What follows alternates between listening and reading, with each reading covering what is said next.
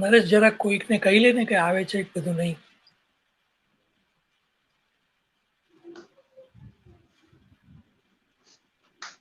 Hello, એ છે ને sir, આપણે શિડ્યુલ્ડ કર્યું એટલે અત્યારે લાઈવ નહીં દેખાય ફેસબુક પર. ઓકે એ જે ટાઈમ તમે ઓકે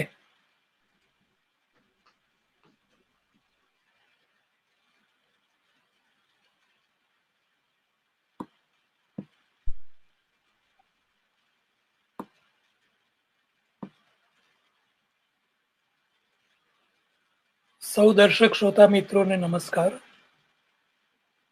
સુજો સાફો આયોજિત સુરેશ જોશી જન્મ શતાબ્દીનો ઉત્સવ અને એનો આ 13મો એપિસોડ 26 માર્ચે રજૂ ન કરી શકાયો. એનું દુઃખ છે, કારણ માત્ર ટેકનિકલ હતું. આપ સૌનું સ્વાગત છે. આ એપિસોડના સહભાગીઓ છે અજય રાવળ, નરેશ શુક્લ અને પ્રબોધ પંડિત. પંડિત કહીને મેં કશી ગફલત નથી કરી, પણ આપણે સૌ જાણીએ છીએ એમ એ પ્રબોધ પરીખ જ છે. પણ મને ઉમાશંકરનું એક વચન યાદ આવ્યું. એક સભામાં એમણે મારા સહિતના 3-4 મિત્રો માટે કહેલું કે આ પાઘડી વિનાના પંડિતો છે. હું એમના એ વચનનો વિનિયોગ કરીને કહું કે પ્રબોધ પરીખ પાઘડી વિનાનો પંડિત છે. પાઘડી પહેરે તો પાઘડી જેટલી જ વિદ્વત્તા સૂચક જે તાલ છે, તાલ એ ઢંકાઈ જાય, પણ એ કદી પહેરશે જ નહીં, મને ખાતરી છે. પણ આપણે સૌએ એની વિદ્વત્તાની વાતને અંકે કરવી જોઈશે. અમે વર્ષોથી મિત્રો છીએ. મોડાસામાં પહેલું જ્ઞાન સત્ર મળ્યું કદાચ ત્યારથી 45-46 વર્ષ થઈ ગયા. અમારા બધા માટે તો એ પ્રબોધ છે બસ. પણ આજે હું વચ્ચે વચ્ચે પ્રબોધભાઈ એમ પણ કહીશ. મુંબઈની મીઠીબાઈ કોલેજમાં ફિલોસોફીના અધ્યાપક હતા. નિવૃત્તિ પછી મીડિયા એન્ડ કોમ્યુનિકેશન માટેની જે વિસ્લિંગ વુડ્સ ઇન્ટરનેશનલ સ્કૂલ છે એમાં તેઓ સેવાઓ આપે છે. ફ્રાન્સની સોર્બોન યુનિવર્સિટીથી માંડીને દેશ વિદેશના અનેક વિદ્યાધામોમાં અધ્યયન, અધ્યાપન અને વ્યાખ્યાનો માટે ગયા છે. એક જ શબ્દ પ્રયોજ્યો કે પ્રબોધ પરીખ વિદ્યા વ્યાસંગી જીવ છે. એમણે મુંબઈની જય હિન્દ કોલેજમાં ફિલોસોફી અને ગુજરાતી સાહિત્યનું અને તે પછી અમેરિકામાં ઓક્લોહામામાં વળી ફિલોસોફીનું અધ્યયન કરેલું છે. મને બરાબર યાદ છે, દાહોદમાં રિલ્કે વિશેના પરિસંવાદમાં પ્રબોધ ભાગ લેવા આવ્યો ત્યારે કદાચ 1985ની સાલ. અમેરિકા જવા આવવા માટે જે મસ્ત મોટી બેગ વપરાય છે ને, એ લઈને આવેલો. મેં પૂછેલું સીધા એરપોર્ટથી, તો પ્રબોધે હસીને ના પાડી. નોંધપાત્ર વાત એ છે કે પ્રબોધ હસી શકે છે. એ હસતો નિખાલસ અને નિર્દંભી પંડિત છે. દલીલ અસરકારક કરે પણ પછી પૂંછડું પકડીને બેસી ન રહે. પોતાની ભૂલ કબૂલે, તારી વાત પણ બરાબર છે એમ કહીને સંવાદ ચાલુ રાખે. મૂળે સર્જક છે. કેન્દ્રીય અકાદમી માટે એને લાભશંકર ઠાકર પર એક સુંદર ફિલ્મ બનાવી છે, જેને સાહિત્યકાર ને વિષયની એક આદર્શ ફિલ્મ કહી શકીએ. કાવ્યો કર્યા છે, વાર્તાઓ લખી છે.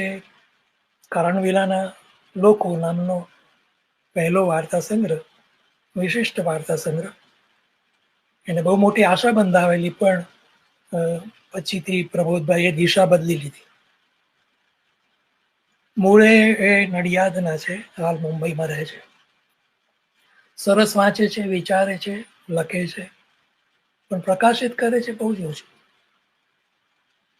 મિત્રોની એ વિષયની ફરિયાદ સાંભળે, પણ પછી એવા વ્યાખ્યાનો કરે કે આપણને થાય ભલે જે કરે છે બરાબર કરે છે. સરસ કરે, ચિત્રો કરે છે. એ ચિત્રો સરરિયાલિસ્ટ જેવી કશી છાપથી ઓળખાવા એવા નથી. એને હું પ્રબોધિષ્ટ ચિત્રો કહું. આપણને ગમે, જોઈ રહીએ એના આકારો, એના રંગો અને રૂપો. મને એમ કહેવાનું સૂચે છે કે એવી કશી જે નિર્નામ, અવ્યાખ્યાયિત કલા સૂઝ પ્રબોધ પાસે છે. અલબત્ત અનેક વ્યાખ્યાઓના સાર રૂપે એ કલા સૂઝને કારણે ગુજરાતી સાહિત્ય વિશે જે કંઈ વિચારે છે તે હંમેશા નિરાળો હોય છે. એને ક્યારેક મને કંઈક એવું કહેલું કે ગુજરાતી સાહિત્યમાં ગાંધી એક બિંદુ છે, સુરેશ જોશી એક બિંદુ છે. મને અત્યારે એમાં ઉમેરવાનું મન થાય છે કે નર્મદ એક એવું જ બિંદુ છે. ત્રણેયથી કેવા વર્તુળ રચાયા એ આમ તો જાણીતું છે, એટલે એની વાતમાં હું આગળ નથી વધતો. પ્રબોધ જેને ધાણીફૂટ કહી શકાય એવું અંગ્રેજી બોલી જાણે છે અને બોલે છે. હું આશા રાખું કે આજે એ એવું ગુજરાતી બોલશે. Prabodh, on behalf of Sujo Safo, I invite you. I welcome you. Yeah. Ajay Raval અને નરેશ શુક્લ આ ઉત્સવમાં બીજી વાર જોડાયા છે. એનો આનંદ છે, એમનું સ્વાગત છે. બંને મિત્રોથી સૌ ઠીક ઠીક પરિચિત છે, તેથી બધી વિગતો દોહરાવતો નથી. પણ કહું કે બંને મિત્રોએ પોતાના વક્તવ્યો ઉપરાંતનો અન્ય સહયોગ આ એપિસોડ માટે સવિશેષપણે દાખવ્યો છે. નરેશ આ એપિસોડના બ્રોડકાસ્ટની તમામ વ્યવસ્થા ઉપાડી દીધી અને અજયે મને જે કંઈ શંકાઓ હતી એ શંકાઓનું ગુજરાતી કવિતાનો આસ્વાદ મૂળ પુસ્તક જોઈને નિવારણ કરી આપ્યું છે. કેમ કે સાહિત્ય વિશ્વમાં અને અન્યત્ર જે કંઈ બધું છપાયું છે એમાં ઘણી ભૂલો છે. એમાં આવૃત્તિ કઈ સાલની તે જ નથી બતાવ્યું. મારે એ બધું જાણવું હતું, અજય એ બધું બતાવ્યું. જાહેર કર્યું છે એ પ્રમાણે આજના એપિસોડનો વિષય છે સુરેશ જોશી કૃત ગુજરાતી કવિતાનો આસ્વાદ. ઉપક્રમ એવો છે કે સૌ પહેલા અજય, પછી નરેશ અને છેલ્લે પ્રબોધભાઈ સુરેશ શબ્દ સાથેના પોતાના અનુબંધની વાતો કરશે. પણ એ મિત્રો કહે એ પહેલા મારે જે કહેવું છે તે કહું. ગુજરાતી કવિતાનો આસ્વાદ પુસ્તકમાં 22 આસ્વાદ લેખનો છે. આસ્વાદો છે એમ કહી શકાય, પણ મને આસ્વાદ લેખનો એમ કહેવાનું ગમે છે. મૂળે ભોગીલાલ ગાંધીનું જે સામયિક વિશ્વમાનવ એમાં દર અંકે એકના ધોરણે પ્રગટ થયેલા. અને મને બરાબર યાદ છે કે અમે રાહ જોતા કે હવે આવતા અંકમાં કયા કવિનું કયું કાવ્ય આવશે, અને આવે એટલે વાંચવાથી બહુ આનંદ થતો. સુરેશભાઈએ કહ્યું છે કે કાવ્ય અને એનો ભાવક એ બેની વચ્ચે જો અંતર વધતું જાય તો વિવેચકને માથે એ બંનેની વચ્ચે મધ્યસ્થીનું કામ કરવાનું આવે, એ એની ફરજ છે. એમનું નિરીક્ષણ છે કે આપણા જમાનાની રફતાર ભારે તેજ છે. પરિવર્તનોને પૂરા સમજી લઈએ તે પહેલા જમાનો કેટલો આગળ નીકળી ગયો છે. એમાં થતા પરિવર્તનો અને પરિવર્તનોની પરિસ્થિતિ અને પરિસ્થિતિથી જાગતા પ્રતિભાવો અને પ્રતિભાવોની આપણા પર પડતી અસર, આટલી બધી સંકુલ વાત એમણે કરી છે. યાંત્રિકતાનો વધતો વર્ચસ, આ બધાને કારણે આપણું ઉર્મી જીવન કુંઠિત થઈ ગયું છે અને એની અસર સર્જનાત્મક પ્રવૃત્તિઓ પર પડી છે અને આપણા વલણ ઉપર પણ પડી છે. સુરેશભાઈ આવી ચિંતા વ્યક્ત કરી છે. પુસ્તકનું પ્રકાશન 1962માં થયું છે. સુરેશભાઈએ દાખવેલી આ ચિંતાને વર્ષો થઈ ગયા, કદાચ 59 વર્ષ થઈ ગયા. પણ આજે તો કાવ્ય અને ભાવક વચ્ચેનું અંતર ખૂબ જ વધી ગયું છે. અને જમાનો તો અનેક ગણો આગળ વધી ગયો. લાગે કે આજે આસ્વાદો માત્ર કાવ્ય માટે નહીં, પરંતુ વાર્તા કે કોઈ પણ સર્જનાત્મક કૃતિ માટે અનિવાર્ય બને છે. જોકે આસ્વાદકો ઘટી ગયા છે. એ સવાલ પણ પૂછાય છે કે સુંદર અને અનિવાર્યપણે આસ્વાદ્ય હોય એવું કેટલું લખાય છે. કાવ્ય વિષયક લેખન આપણે ત્યાં પહેલા નહોતું એમ નથી. સુરેશભાઈએ નોંધ્યું છે કે કાંતના જ કાવ્યો લઈને આનંદ શંકર, બક્કર ઠાકોર, ડોલરરાય માકડ, રતિલાલ જાની, મનસુખલાલ ઝવેરી, ભૃગુરાય અંજારિયા વગેરે ઝીણવટથી કાવ્ય ચર્ચા કરી. પણ એ ચર્ચા કાંતના કાવ્યો વિશે છે. એટલે સુરેશભાઈ એને સૂચક ઘટના કહે છે. એમના પોતાની જે કટાક્ષ કરવાની ખાસ રીત છે. પણ મારે કહેવું છે એ કે સુરેશભાઈએ કરાવેલા આસ્વાદો અપૂર્વ છે. એમના લેખનોએ કાવ્ય ચર્ચા અને કાવ્યની વિશેનું જે કંઈ કહેવાતું હોય વિવેચન, એ શબ્દોને તિલાંજલિ આપી દીધી અને કાવ્યાસ્વાદ શબ્દને ચલણી કરી દીધો. એટલે સુધી કે છાપાવાળાઓએ પણ કાવ્યાસ્વાદની કોલમો શરૂ કરી. અરે કાવ્યમાં કશું આસ્વાદ્ય ન હોય તો પણ આસ્વાદ લખાવા માંડે, હજી લખાય. પણ મારે નોંધવું જોઈએ કે નીવડેલા વિવેચકોમાં હોંશથી અને મોટી સંખ્યામાં કાવ્યાસ્વાદો કરાવનાર કોઈ હોય તો તે રાધેશ્યામ શર્મા છે.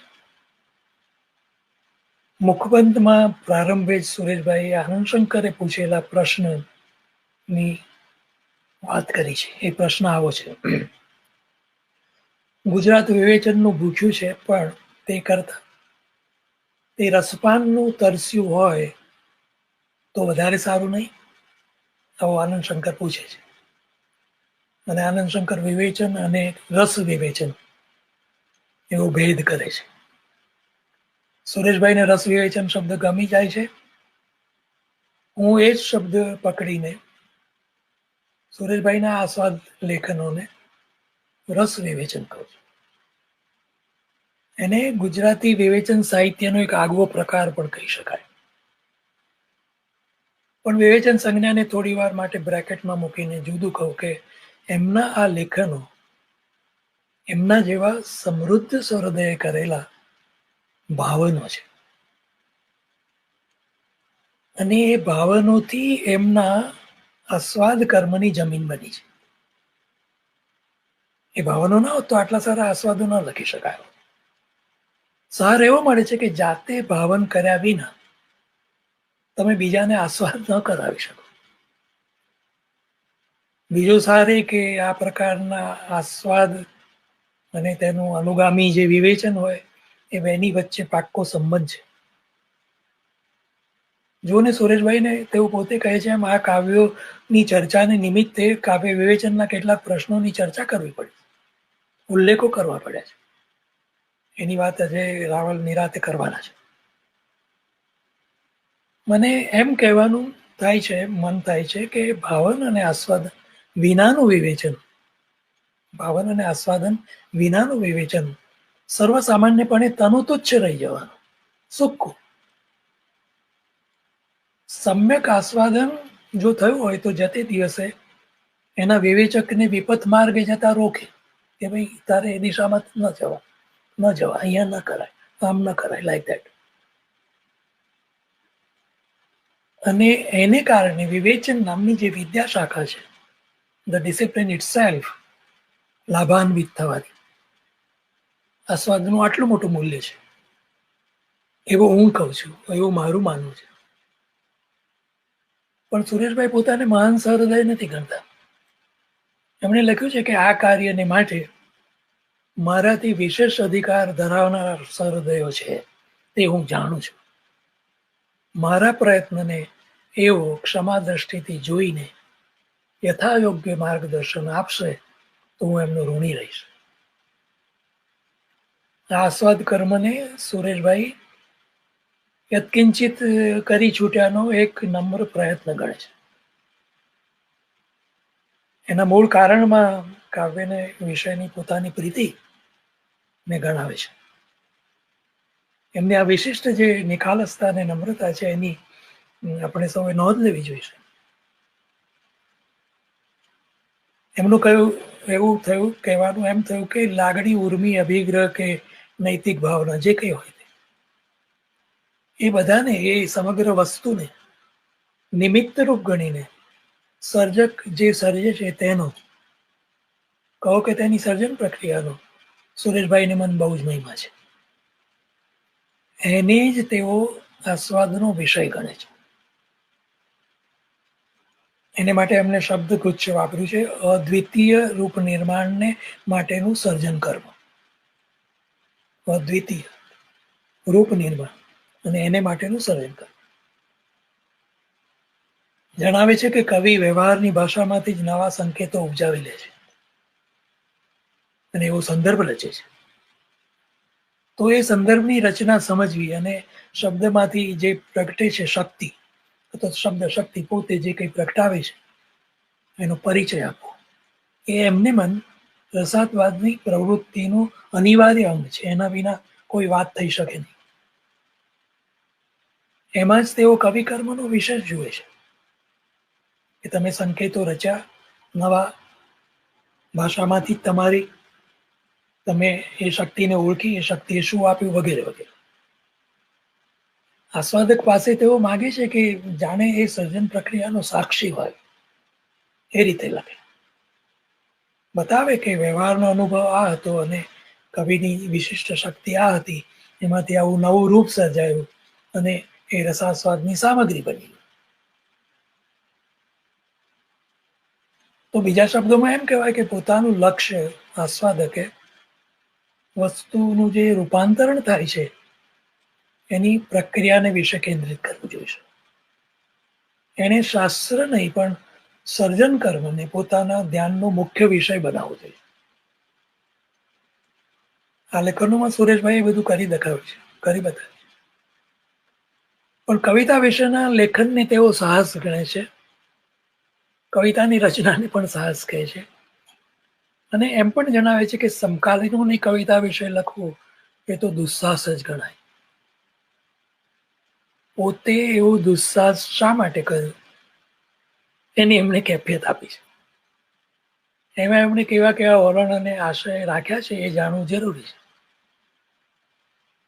કાવ્યાસ્વાદને અપ્રસ્તુત એવા અનેક પ્રશ્નોની ચર્ચા, તદ્વિદો વડે થતી ચર્ચા, વિદ્વત્તાપૂર્ણ ચર્ચા ને એમને નકારી છે. કેમ કે એમનું મંતવ્ય છે કે એથી કાવ્યને તો કશો લાભ થાય જ નહીં. પૃથકજન કાવ્યથી દૂર ભાગી જશે, વિદ્વાનોની પરિભાષા પોતે વાડ બની જશે, દુર્બોધતાની ફરિયાદ થશે અને કવિ પણ પોતાના અલગારી પણ આમાં ખુમારીથી જીવતો હશે, એને પણ શું ચિંતા કરવી પડશે. આમ બધા છૂટા થઈ જશે. ભાવક, વિવેચક, વાચક જે ઘણું તે સર્જક. બીજું, એમને કાવ્યના ગદ્યાન્વય નથી કરવા, પ્રોઝ જેને કહીએ, કેમ કે એથી તો કાવ્યનો અર્થ મળે. એવું લખે છે કે વાચકને કાવ્યમાં અનિવાર્યતયા રહેલી સમૃદ્ધ અસ્પષ્ટતા કે સંદિગ્ધતા, જેને નિહારિકા જેવી કહે છે, એ સમૃદ્ધ અસ્પષ્ટતા અને સંદિગ્ધતાના સંપર્કમાં મૂકો આસ્વાદકને, અને આસ્વાદકની પોતાની કલ્પના વ્યાપારવતી થાય. આસ્વાદ મેળવનાર વ્યક્તિ કે વાચક પોતાની શક્તિથી પોતાની કલ્પનાને વ્યાપારવતી કરે અને એ રીતે પોતે જ કાવ્યના મર્મ સુધી પહોંચે એવું વલણ એમણે રાખ્યું છે. He wants to make free with these writings his reader. ત્રીજું એવું એમ કહે છે કે કર્તાને નહીં પણ કૃતિને લક્ષ્યમાં રાખી છે. કાવ્યને વિષયની કોઈ નિશ્ચિત વિભાવનાને સંપર્ક જ્ઞાતપણે મનમાં નથી રાખી. નહીં તો શું થાય કે તમે એક વિભાવના રાખી હોય, એ પ્રમાણે તપાસો એટલે એ પ્રમાણે દેખાય, અને જે સારું હોય તે ન દેખાય વગેરે બધું ઘણું ગળાઈ જાય. એમનો જોક આસ્વાદન તરફી છે, મૂલ્યાંકન તરફી નથી. એ પણ ધ્યાનમાં લેવું જોઈએ. ચોથું એમને એ દર્શાવ્યું કે કવિ આપણી ભાષાની ગુંજાઈશને કેવી રીતે વધારે છે. છેવટે તો એ જોવું જોઈએ કે ભાષાનું શું થાય, કાવ્યબાની કેવી રીતે ઘડાય, છંદ વિનિયોગ કેવી રીતે થવા લાગે, અલંકારની રચનામાં કેવા પરિવર્તન આવ્યા. એમને પોતાના આ કાર્યને પ્રયત્નથી વિશેષ કહ્યું જ નથી. અન્યાય થયો હોય એ લોકોની માફી માંગી છે, ક્ષમા માંગી છે. એમની એ નમ્રતાની પણ નોંધ લેવી જોઈએ. આ પુસ્તકનું મૂલ્યાંકન કરનારે એમના આ આસ્વાદોની તે કાવ્યોને સામે રાખીને, જે કાવ્યનો આસ્વાદ હોય તેને સામે રાખી સમીક્ષા કરવી જોઈએ. એટલે સારું શું છે, નરસું શું છે, આ બધા વલણો અને આશયો સિદ્ધ થયા છે કે કેમ તે તપાસવું જોઈએ. એવું સાધાર મૂલ્યાંકન જેને કર્યું હશે અને જેને એ સાધાર મૂલ્યાંકન વાંચ્યું હશે તે જ વ્યક્તિ પુનર્મૂલ્યાંકન કરી શકશે. મૂલ્યાંકન સમજ્યા વિના પુનર્મૂલ્યાંકન થાય નહીં. બાકી પુનર્મૂલ્યાંકન કરનારાઓ જે કંઈ કહેશે એ બધું ઘણે ભાગે યદવા તદ્વા હશે એમ માનવાને ચોક્કસ કારણ રહે છે. આનંદશંકરના એ વચનને દોહરાવીને હું એમ કહેવા માંગુ છું કે ગુજરાત વિવેચનનું ભૂખ્યું છે, રસપાનનું તરસ્યું પણ છે, પરંતુ રસ વિવેચન લગભગ નથી. કેમ કે રસાસ્વાદ માગે એવું ખંતીલું ભાવન પણ હવે ભાગ્યે જ જોવા મળે છે. રચના પ્રક્રિયાને અનુસરતા કવિ કર્મલક્ષી વિવેચન લગી કોઈને જવલ્લે જ પહોંચવું હોય છે. પરિભાષાનો પ્રશ્ન જ નથી. પરિભાષાના જાણસાલો જ ઘટી ગયા છે. એટલે શાસ્ત્રીય પરિભાષા પ્રયોજાવાને લીધે આસ્વાદો ને હાનિ થશે એમ ભય રાખવાનું કોઈ કારણ જ નથી રહેતું. દુર્બળતાની ફરિયાદ પણ ક્યાં છે? બધાને ઘણું બધું સુબોધ લાગે, કેમ કે જે કંઈ લખાય છે એમાંનું મોટા ભાગનું સુબોધ છે. એટલે સુરેશભાઈને કહી શકાય કે ગુજરાતને આસ્વાદક કે વિવેચક નામની મધ્યસ્થીની જરૂર નથી. આનંદશંકરને પણ કહી શકાય કે વિવેચનની ભૂખ જાગે જ નહીં. એ પ્રકારનું સાહિત્ય લખાય. એ સાહિત્ય સ્વાયત્ત છે, સુબોધ છે, સરળ છે, સ્વૈર છે, જે કંઈ વિશેષણો વાપરીએ તે જેને વિવેચન નહીં કે આસ્વાદક નામના મધ્યસ્થીની જરૂર નથી. આ પરિસ્થિતિ દુઃખદ છે કે કેમ એ પ્રશ્ન છે, અને એ ગંભીર પ્રશ્ન છે. તો મારે આવું કંઈક કહેવું હતું. મેં થોડો વધારે સમય લીધો છે, પણ મિત્રો અને સૌ દર્શક શ્રોતા મિત્રો માફ કરશે. હવે આપણે સૌ પહેલા અજયને સાંભળીએ. અજય, આઈ welcome you two this episode. નમસ્કાર. આપે બહુ સરસ ભૂમિકા રચી આપી. મારું કામ સરળ બન્યું અને એટલું જ અઘરું પણ. સુરેશ જોશી પાસે જે ભણ્યા એ સુમન શાહ ને સુરેશ જોશીને જે મળ્યા એ પ્રબોધ પરીખ સાથે હોય ત્યારે મને અને નરેશને સુરેશ જોશી પાસે ન ભણવાનો અને ન મળવાનો વસવસો થાય, સ્વાભાવિક. પણ અમે સુમન શાહ પાસે ભણ્યા અને પ્રબોધ પરીખને મળ્યા. આ કવિએ આજ સુધી કેટલી જગ્યાએ આ પૃથ્વીને રસમય થતી જોઈ છે, અને આજે અમે જોઈશું એમની સાથે. એટલે એ વસવસો ઓછો થાય. ને પછી જેવા સુરેશ જોશીના સર્જન વિવેચનમાં જઈએ, એ વિશ્વમાં પ્રવેશ કરીએ કે તરત જ થાય કે ના, હું સુરેશ જોશીને મળ્યો છું, હું એમની પાસે ભણ્યો પણ છું. નિબંધ તો નજીકથી વાત કરતા હોય એમ સાંભળ્યા છે. જુઓ, ફાગણ મહિનો શહેરમાં દેખાતો નથી. વનને ખોળે બેઠેલા ગામડામાં તો મહાફાગણ કેમે છાના રહે નહીં. ખાખરે ખાખરે કેસુડા ને આંબે આંબે મોર, લીમડે લીમડે મંજરી એ તમને છોડે નહીં. ખરી વાત છે. સુરેશભાઈની ભૂરકીએ પણ આજ સુધી અમને છોડ્યા નથી. અને એટલે થાય કે સુરેશભાઈ જાણે અમને ભણાવી રહ્યા. તો ગુજરાતી કવિતાનો આસ્વાદ તો જાણે એમના વર્ગ વ્યાખ્યાન ના સાંભળતા હોય એમ માણું છું. ખરેખર તો ગુજરાતી કવિતાનો આસ્વાદ આ પુસ્તક જ એ કવિતા કેમ માણવી એના વિશે જ. તો કવિતાને કેમ નાણવી એ વિશે પણ ક્યાંક ક્યાંક વાત છે. સુરેશ જોશીએ કિંચિત નામનો પહેલો વિવેચન સંગ્રહ લખ્યો.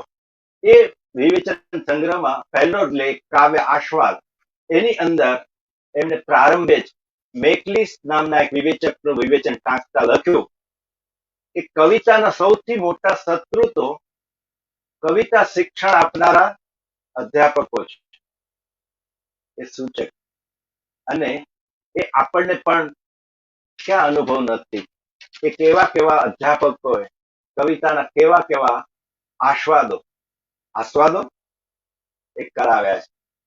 સિદ્ધાંત ચર્ચા, પરિભાષા, છંદ અલંકારની ઓળખ, જીવન દર્શન જેવા વાનાના ભારતથી કાવ્ય દબાઈ જાય. ભાવક પણ અહીંયા અર્થઘટનથી વિશેષ કઈ પામતો નથી, માત્ર એનો અર્થ આપીને છૂટી જાય. પરિણામે ભાવક કાવ્યથી તો દૂરનો દૂર જ રહે. સુમનભાઈ ખરું કહ્યું કે મુખબંધની અંદર સુરેશભાઈ આ બધા જ ભય સ્થાનો બરાબર ચીંધ્યા છે કે શા માટે આ આસ્વાદ કરાવવાની જરૂર એમને પડી. સદભાગ્યે સુરેશ જોશી કવિતાના મોટા મિત્ર હતા, ઉત્તમ કવિતા શિક્ષક હતા. એની ખાતરી આ પુસ્તકમાંથી પસાર થાય એને થયા વગર રહે નહીં. આ પુસ્તકના આસ્વાદો કેટલાક ઉદાહરણો સાથે લઈ અને મારી વાત સમય સીમામાં મૂકવાનો પ્રયત્ન કરું. તો વાત આમ છે કે માનવ કહેતા પછી વિશ્વ માનવ એ ભોગીલાલ ગાંધી વડોદરાથી પ્રસિદ્ધ કરે છે જાન્યુઆરી 1958 અને સુરેશ જોશીને કાવ્ય આસ્વાદ લખવા કહે છે.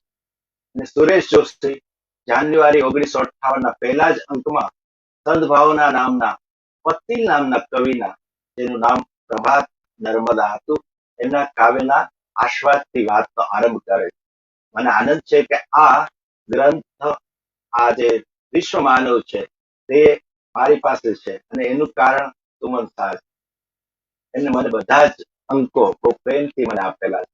આમાંથી હું વારંવાર પસાર કરું છું. તો એ પણ મેં જોયું, એનો એક રોમાંચ છે. તો આ કાવ્યના આસ્વાદથી એ કાવ્ય આસ્વાદ શરૂ કરે છે અને પછી તો એમને પસંદ કરેલા કાવ્ય આસ્વાદમાંથી 22 કાવ્યો એનું એક સંચય એટલે ગુજરાતી કવિતાનો આસ્વાદ. અલબત્ત એની અંદર આ પસંદ કરેલા કાવ્યો જેમણે લીધા, ઘણા બધા કાવ્યો એમને ન પણ લીધા, એ પણ સૂચક છે. એની વિગત ક્યાંક આગળ જરૂર પડે આપીશ. તો પહેલી આવૃત્તિ 1962 એની પ્રત 1000 પુનઃ મુદ્રણ થાય છે. 1981 એની પ્રત 1000 ફરીથી બીજી આવૃત્તિ પાર્શ્વ પ્રકાશન કરે છે 2001 ત્યારે પણ એની પ્રત 1000. સુરેશ જોશીનું સાહિત્ય વિશ્વ નામના પુસ્તકમાં ફરીથી ગુજરાતી કવિતાનો આસ્વાદ શિરીષ પંચાલ ના સંકલન તળે ગુજરાત સાહિત્ય અકાદમીએ પ્રસિદ્ધ કર્યો. એની અંદર એ ફરીથી એ પ્રસિદ્ધ થાય છે. એની પ્રત 500. હવે આ જે બીજું આવૃત્તિ જે છે તે બીજી આવૃત્તિમાં 3 કાવ્યો એ વધારાના સમાવે છે. પેલા 22 ઉપરાંત એક કાવ્ય જે છે તે બંગાળી કાવ્ય, એ પવન ભરી રાત, જીવનાનંદ દાસની આ કવિતા જાણીતી. તો બીજી મરાઠી કવિ બિંદા કરંદીકરની આસી તુઝી કલ્પના હોતી, એ આસ્વાદ સમાવે છે. અને ત્રીજી જે કવિતા છે તે ડચ કવિતા, એ છે નગરમાં માનવી. એડ હુર્નિક નામના આ કવિની કવિતા સમાવે છે. 25 કાવ્યનો એ સંચય. અલબત્ત અત્યારે જે આવૃત્તિ આપણને મળે છે એકત્ર ફાઉન્ડેશનમાં, એમાં 22 જ કવિતાનો આસ્વાદ છે. હું એના આધારે જ વાત કરવાનો છું. પણ મારે જે કહેવું છે તે કેવું છે કે 3500 જેટલી પ્રત આ પુસ્તકની પ્રસિદ્ધ થઈ છે. એ ન માત્ર એના વ્યાપનું સૂચન છે, પણ સુરેશભાઈને કેટલા બધા લોકો કેટલી બધી રીતે વાંચ્યા છે એ પણ દર્શાવે છે. અહીંયા ગુજરાતી કવિતા એ નરસિંહ રાવથી શરૂ કરીને ગુલામ મોહમ્મદ શેખ સુધી જે રીતે ખેડાવા લાગી, તેની પરંપરા, એના વાંક, એના વળાંકો, એની નવી નવી મુદ્રાઓ જે ખેડાવા લાગી, એ આપણને જોવા મળે છે. કહી શકાય કે એક ઐતિહાસિક ક્રમ પણ સૂચક રીતે સુરેશભાઈ એમાં પછીથી નક્કી કરી આપ્યો. નરસિંહ રાવ અને કાંત, બક્કર ઠાકોર અને નાનાલાલ, સુંદરમ અને ઉમાશંકર, રાજેન્દ્ર અને નિરંજન, અને એ પછી કુસનસ, હસમુખ પાઠક, બાલમુકુંદ દવે, પ્રિયકાંત પરીખ અને ગુલામ મોહમ્મદ શેખ સુધી આવતા આવતા ગુજરાતી કવિતા કેવી કેવી રીતે બદલાતી ચાલી એનો પણ એક આલેખ અહીંયા મળે છે.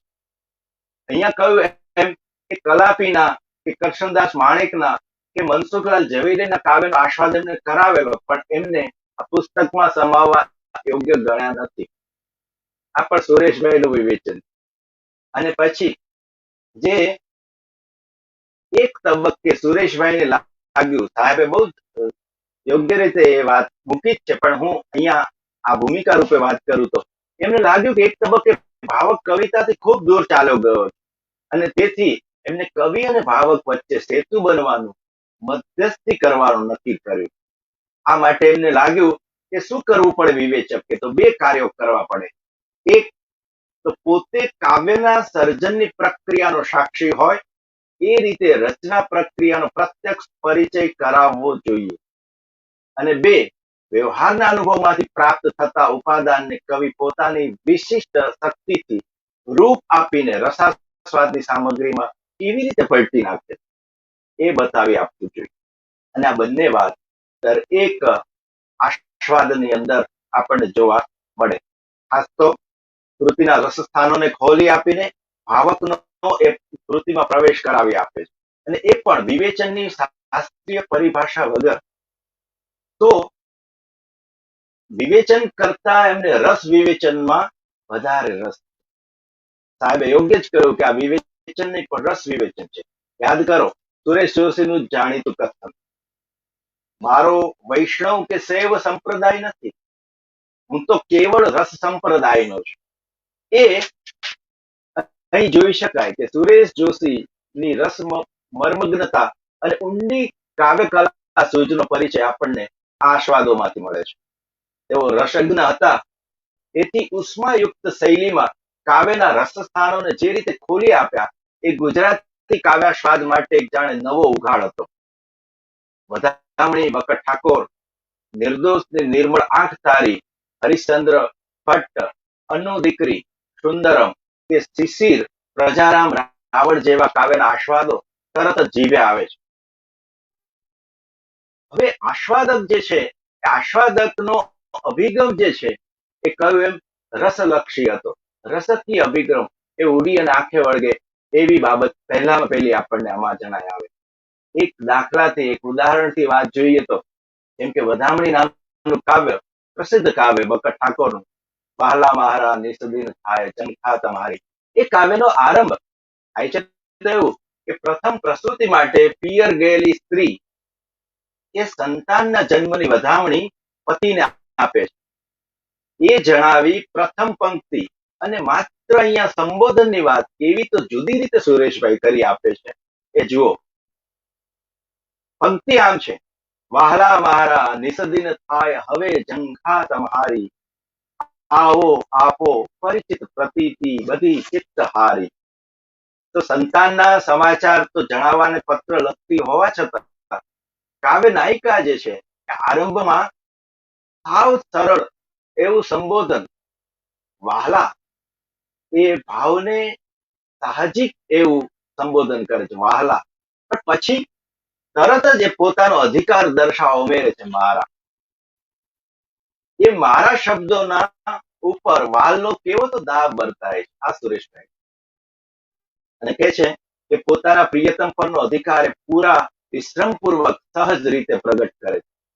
અહીં વાલા અને મારા એમ સંબોધન જુદી રીતે લેતા આસ્વાદકને નવું કહેવાનું પ્રાપ્ત થાય. આમ શબ્દના દલે દલ કેવા ખુલે છે.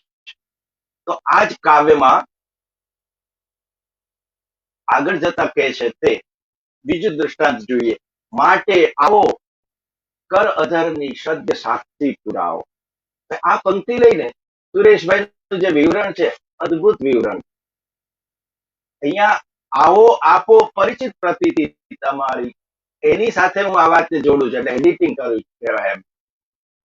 શું કહે છે?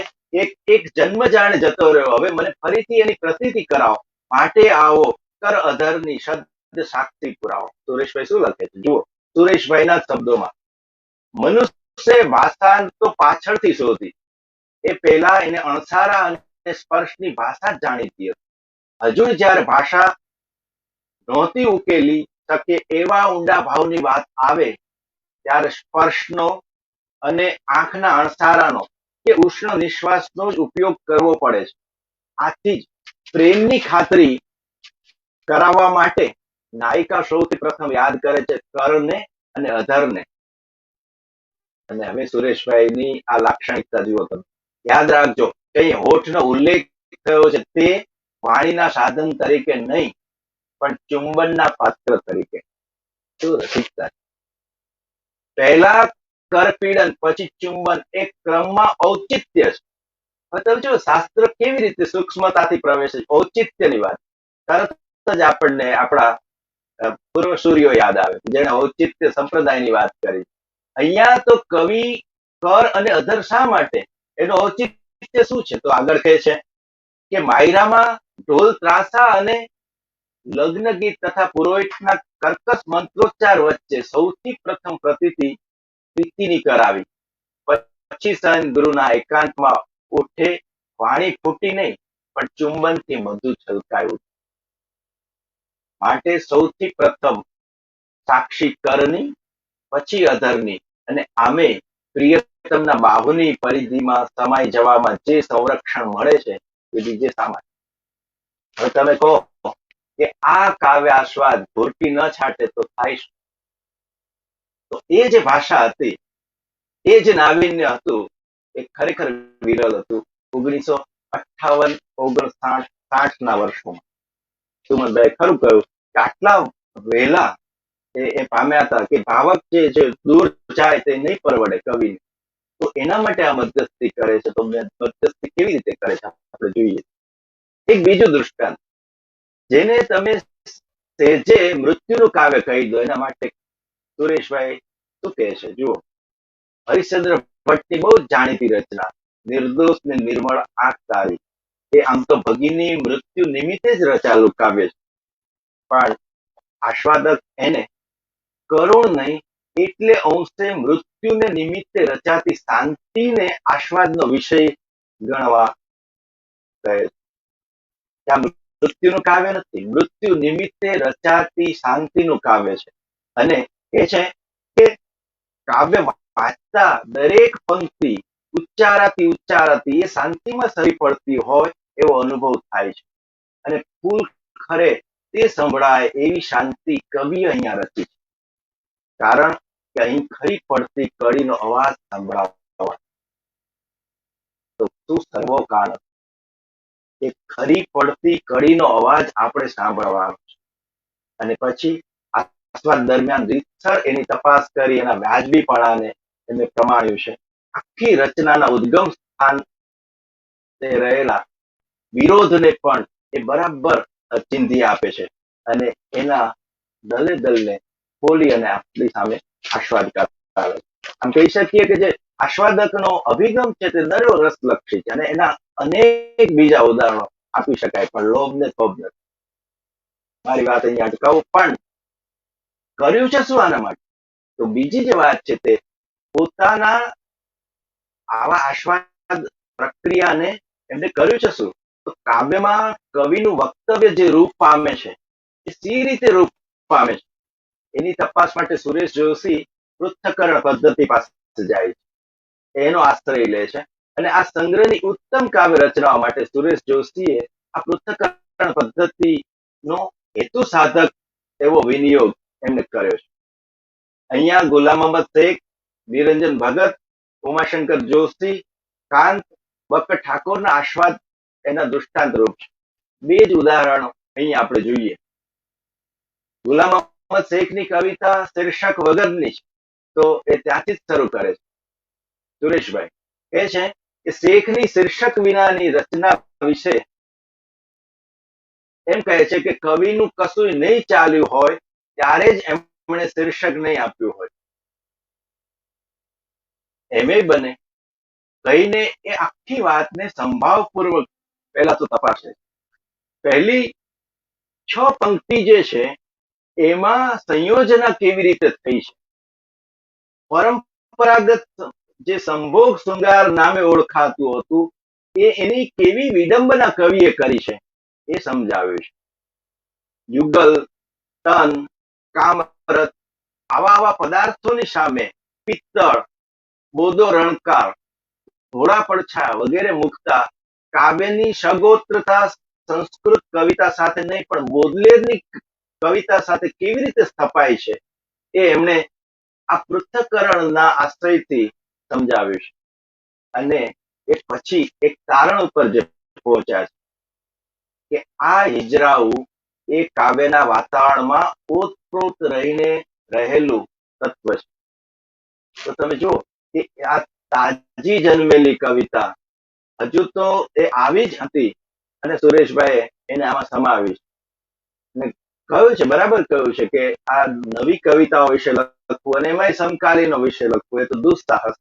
પણ આજે ઇતિહાસ સાક્ષી છે કે શેખ સાહેબ એ ગુજરાતી આધુનિક કવિતાના પહેલા કવિ ગયા અને એ કેવી તો દૂરની વાત જે તે વખતે સુરેશભાઈએ કરી છે આપણે એ જોઈ શકીએ.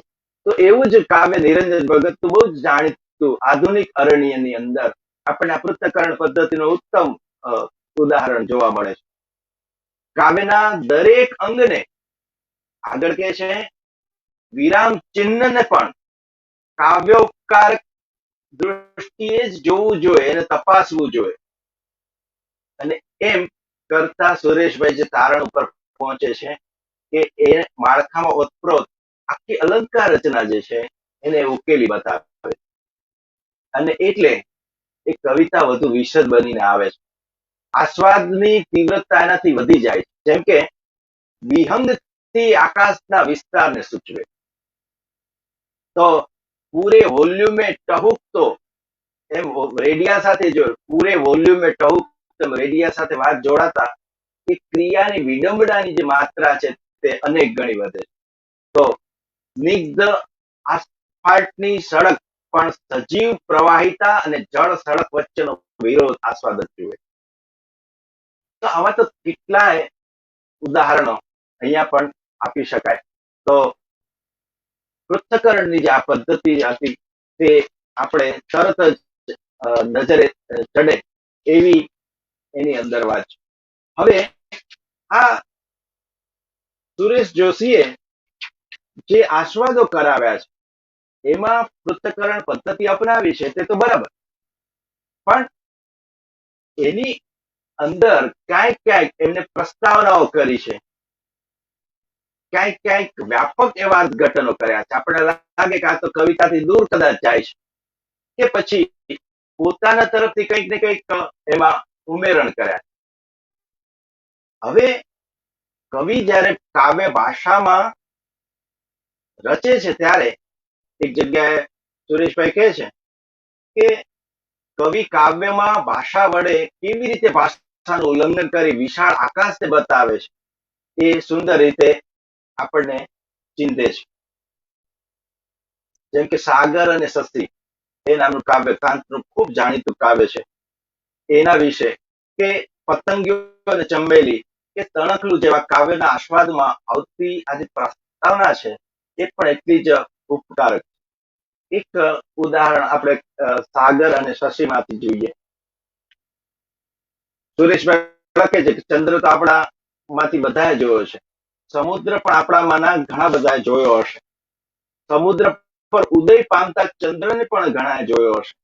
તેમ છતાં આ કાવ્ય વાંચીએ છીએ ત્યારે એ સાગર અને શશીને જાણે નવે જ રૂપે પહેલી જ વાર કોઈ બતાવતું હોય એવો સુખદ અનુભવ થાય છે. અને એ પછી છેક વાલ્મીકીથી શરૂ કરીને આધુનિક કવિ ચંદ્રને કેવી રીતે ચીંધે છે એવું પ્રાસ્તાવિક પણ ઉપકારક પ્રાસ્તાવિક એ સુરેશભાઈ આપે છે. અને એ અર્થમાં પછી ઉપકારક એટલા માટે બને છે કે સાગર ઉપર ચંદ્રનો ઉદય જોઈને આપણા કવિને કંઈક એવું જ થયું માટે એમનું હૃદય બોલી ઉઠ્યું. સ્નેહ ઘન કુસુમ વન વિમલ પરિમલ ગહન નિજ ગગન માહી ઉત્કર્ષ પામે. આમ કહી અને કાંતનું જે પ્રસિદ્ધ કાવ્ય છે સાગર અને શશી, એના આસ્વાદમાં સુરેશભાઈ નો આસ્વાદક તરીકેનો જે સર્વોત્તમ મને તો લાગ્યું છે તે આ અંશ છે. હું તમારી સામે કેટલોક અંશ એ વાંચું. જાણે સ્નેહના વાદળ ઉમટ્યા છે. આ વાદળ તે વર્ષાના જળભર શ્યામ વાદળ નહીં, શરદના અહેતુક યદચ્છા વિહારી વાદળ. ચારે બાજુ કુસુમોનું વન. અને પછી લખે છે કૌંસમાં, જોયું ને, વનમાં કુસુમ નહીં, કુસુમોનું જ વન મહેકી ઉઠ્યું છે. કશી કરી ન શકાય એવી ગહન સુવાસથી મન તરબતર થઈ ઉઠ્યું છે. સમૃદ્ધિના અભિષેકથી થયેલી કૃતાર્થતાના રોમાંચનો આમાં સ્પર્શ છે. અને આગળ કહે છે, તો ચંદ્ર ન રહ્યો, છવાઈ જતા વિખેરાઈ જતા અને વિખેરાઈ જવાની ક્રિયા વડે પડે પડે નવી શોભાનું નિર્માણ કરતા વાદળો, એ વાદળોથી સૂચવાતો કુસુમોનો પુંજ, અને એ તો આખા આકાશને ભરી દે છે. શાખા પત્ર કશું દેખાતું નથી, માટે કવિ તરત જ કહે છે, અરે સ્નેહના ઘન કહેવાથી સંતોષ થતો નથી, આ તો ચારે બાજુ કુસુમોનું વન લહેરાઈ રહ્યું છે. તે તરત જ કુસુમની સાથે સંકળાયેલી સુવાસની સ્મૃતિ જાગે છે. એનો અનુભવ કઈ ગહન છે, એ અક્કડ રીતે અંતરમાં વ્યાપી જાય છે. આમ આકારને પડે પડ ઓગાળી નાખતા વાદળમાંથી સૂચવાતો કુસુમોનો આકાર અને તેમાંથી વળી નિરાકાર, તે જ કારણે ગહન એવી વિમલ સુવાસ આવી કવિના મનની ગતિ અહીં વર્તાય છે. કાવ્યના આકાર સાથે આ ગતિને ઘનિષ્ઠ સંબંધ છે. તરત જ મને યાદ આવે કે સુરેશભાઈનો જે આગ્રહ છે ને એ અહીંયા ડોકાયો. આકાર, ફોર્મ, જેની એમના વિવેચનમાં સાધ્યંતર એમને એ કર્યા કરી, તો એની એ વાત. અને હવે સાગર ઉપર ઉગેલો જે આ ચંદ્ર છે તે આપણને દ્રષ્ટિગોચર હતો. એ કેવી રીતે કવિએ ધ્રાણ ગોચર બનાવી દીધું. આમ ઇન્દ્રિય વ્યત્યયની પણ વાત કરી, અદભુત રીતે વાત કરી કે જે ચંદ્ર ખરેખર તો આંખનો વિષય હતો, એને આ જે કવિ છે એ કવિએ એ જ્ઞાનેન્દ્રિય ગોચર બનાવી દીધો. અને પછી કહે છે કે ચંદ્રના અનુભવમાં કશું અનઅનુભૂત તત્વનો પ્રવેશ થયો અને એ અનુભવનું રહસ્ય વિસ્તર્યું. પછી સુરેશભાઈ એક લસરકે કહે છે કે સાચો કવિ હંમેશા આવો વિસ્તાર સાધ્યા. તો તમે જુઓ કે કાવ્યની વાત કરતા કરતા ક્યાંક એ એના મૂલ્યાંકનમાં આમ સરી જાય છે. એ સાયાસ નથી, પણ એનાથી એ પ્રસન્ન થઈને જાણે એ વાત કઈ બેસાય. તો અહીંયા હું એ વાત અટકાવું અને આસ્વાદ તો આશય તો મૂળ આસ્વાદનો છે અને એથી અહીંયા મૂલ્યાંકનો નથી, પણ એ અર્થમાં સાહેબે બરાબર કહ્યું કે આસ્વાદ આલેખ છે, એનું હું આસ્વાદ લેખન કહું. એવું સાહેબે જે કહ્યું કે અહીંયા મૂલ્યાંકન આલેખ નથી પણ એ આસ્વાદ આલેખ છે. કેમ કે એમને વિવેચન નહીં પણ રસ વિવેચન કરવું છે. તો પણ એની કાવ્ય સમજ ક્યાંક ક્યાંક કાવ્ય વિભાવન રૂપે પ્રગટ થઈ. જેમ કે વેણીભાઈ પુરોહિતનું કાવ્ય નૈના છે, એનો આસ્વાદ કરાવતી વખતે સુરેશભાઈ એમ કહે છે કે પરિચિત વ્યવહારમાં રજૂટાયેલા શબ્દમાંથી નવો ધ્વનિ રણકાર કાઢવો એ સાવ સહેલું નથી. કેવળ સુબોધતાનો ગુણ જાળવી રાખે એને ખાતર સાહિત્ય સર્જનનું એકમાત્ર પ્રયોજન ચેતો વિસ્તાર એ જ સિદ્ધ નહીં કરે.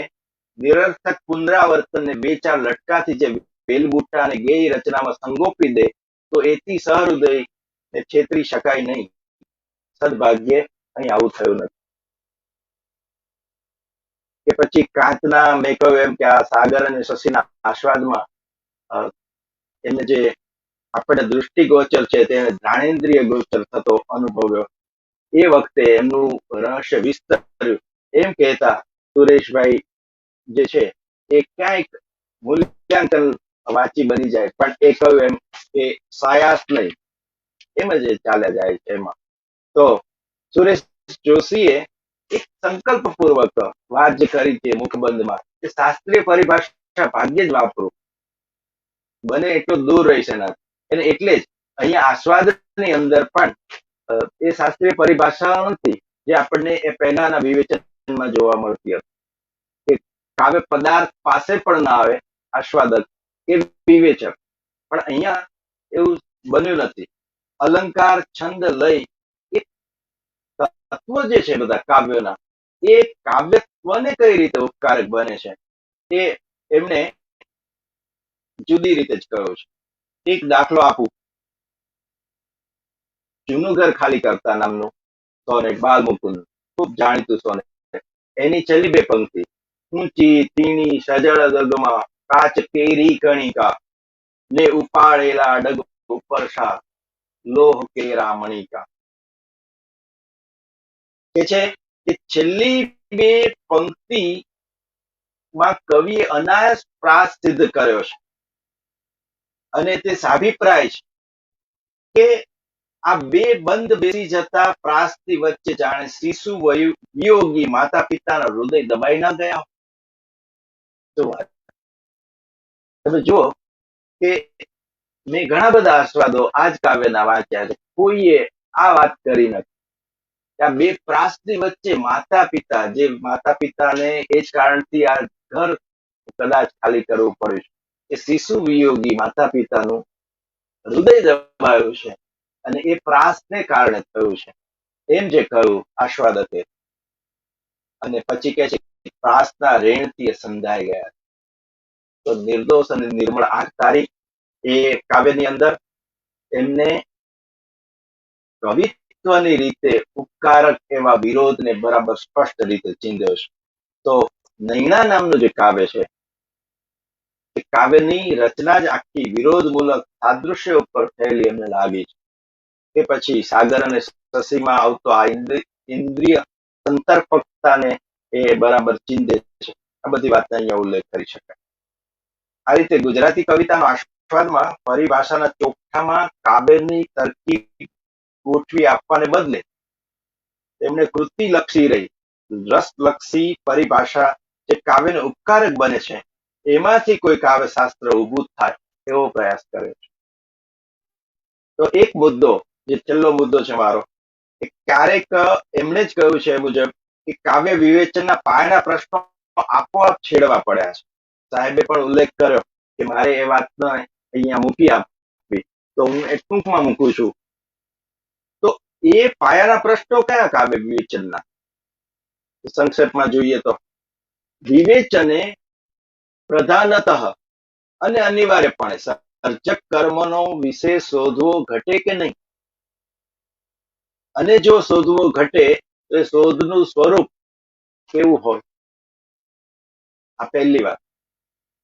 અહીં જોયેલા નોંધપાત્ર આસ્વાદ લેખો જે છે, આ લેખો છે, એની અંદર એના ઉદાહરણો આપણને સહેલાઈથી. હવે જો વિવેચન રસકીય અભિગમને પ્રાધાન્ય આપીને કવિ કર્મની તપાસના માર્ગે વળે તો રસ મીમાંસાની શાસ્ત્રીય પરિભાષા લગભગ નકામી થઈ જાય. બીજા શબ્દમાં એમ કહેવાય કે રસાનુભાવના અભાવમાં વિવેચન થાય, રસ વિવેચન નહીં. અને એમને તો રસ વિવેચન કરવું હતું. સુમનભાઈ બહુ યોગ્ય રીતે આ વાતને અહીંયા મૂકી આપી. શા માટે આજે પણ આ ગુજરાતી કવિતાનો આસ્વાદ અને એમાંય થયેલા રસ વિવેચનનું મહત્વ છે. તો સુરેશ જોશી આ ગ્રંથમાં રસ વિવેચન તરફ જવાનું પસંદ કર્યું. ફલશ્રુતિ રૂપે કહું કે કાવ્ય મૂળભૂત રીતે કવિ કર્મ વિશેષનો પરિચય કેળવવાથી જ આસ્વાદી શકાય, અને એ માટે પરંપરાગત વિવેચને પોતાના ગૃહિતો જે છે એની ફેર તપાસ કરવી પડે. સુરેશ જોશીએ આ અર્થમાં આસ્વાદ પ્રવૃત્તિથી વિવેચનને એક નવી દિશા આપી છે. એક નાની કૃતિમાં અખૂટ આનંદ આપવાની શક્તિ રહેલી હોય છે, એ એમના આસ્વાદ વાંચતા લાગ્યા વગર રહેતું નથી. જયંત પારેખના આ નિરીક્ષણ સાથે સહમત થવાય છે કે એમના આસ્વાદ વાંચતા સર્જનની સમૃદ્ધિનો એવો તો કિમિયાગર સ્પર્શ થાય છે કે જગતની તમામ સમૃદ્ધિ તુચ્છ ભાસે. એવી તો આનંદ સમાધિમાં લીન થવાય છે કે જ્યાંથી નિવૃત્ત થવાનું મન થતું જ નથી. એ માત્ર એને સ્ટેજ સ્પર્શ કરવાનું થયું. એનો આનંદ સુરેશ જોશી સાહિત્ય ફોરમ અને સાથી મિત્રો જે છે વક્તા મિત્રો એમના આભાર સાથે આપ સૌનો પણ ખૂબ ખૂબ આભાર. અસ્તુ. Madam, it's not charging, it still stayed on 6. Ajay બહુ સરસ વાત કરી. આપણે હવે નરેશને સાંભળીએ કે એને આસ્વાદ પુસ્તક વિશે શું કહેવું છે. યા નરેશ, વાહ, નમસ્કાર સર. યા નમસ્કાર સર. આમુખ ને જે મુદ્દાઓ હતા આમુખમાં સુરેશભાઈએ કાવ્યાસ્વાદ માટેની ભૂમિકા જે મૂકી એ સરસ રીતે સુમનભાઈએ સમજાવી અને અજયભાઈએ પ્રત્યક્ષ જે એમણે આસ્વાદનું કર્યું છે કામ એના વિશે વાત કરી. એટલે હવે એ બંને ક્ષેત્રમાં તો કંઈ વિશેષ કહેવાનું રહે નહીં. એટલી સરસ મજાની વાત બંને છેડેથી મુકાઈ છે. અને આમ પણ પ્રબોધભાઈને આપણે સાંભળવા છે એટલે હું ખાલી બે એક મુદ્દાઓ જે મને લાગે છે કે સુરેશભાઈના એના તરફના આગ્રહો સવિશેષ રહ્યા છે. એક તો એ જે કહે છે પ્રક્રિયા વિશે સર્જકની, એમાં એ કહે છે કે જીવનની જે સામગ્રી છે એ આસ્વાદનો વિષય છે કે જે સામગ્રીનું રૂપાંતરણ કરી નાખ્યું છે સર્જકે એ સામગ્રી આપણા માટે રસનો વિષય છે.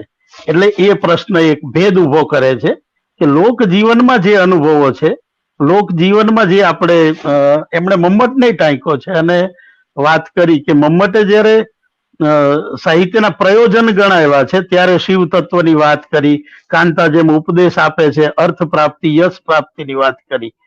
પણ એ જ્યારે કાવ્ય કૃતિને તપાસવાની વાત કરે છે ત્યારે એ બધું કંઈ જ નથી એમાં સામેલ કરતા અને કહે છે કે શબ્દની કઈ કઈ શક્તિઓનો ઉપયોગ કર્યો છે, કેવી રીતે શબ્દનો ઉપયોગ કર્યો છે.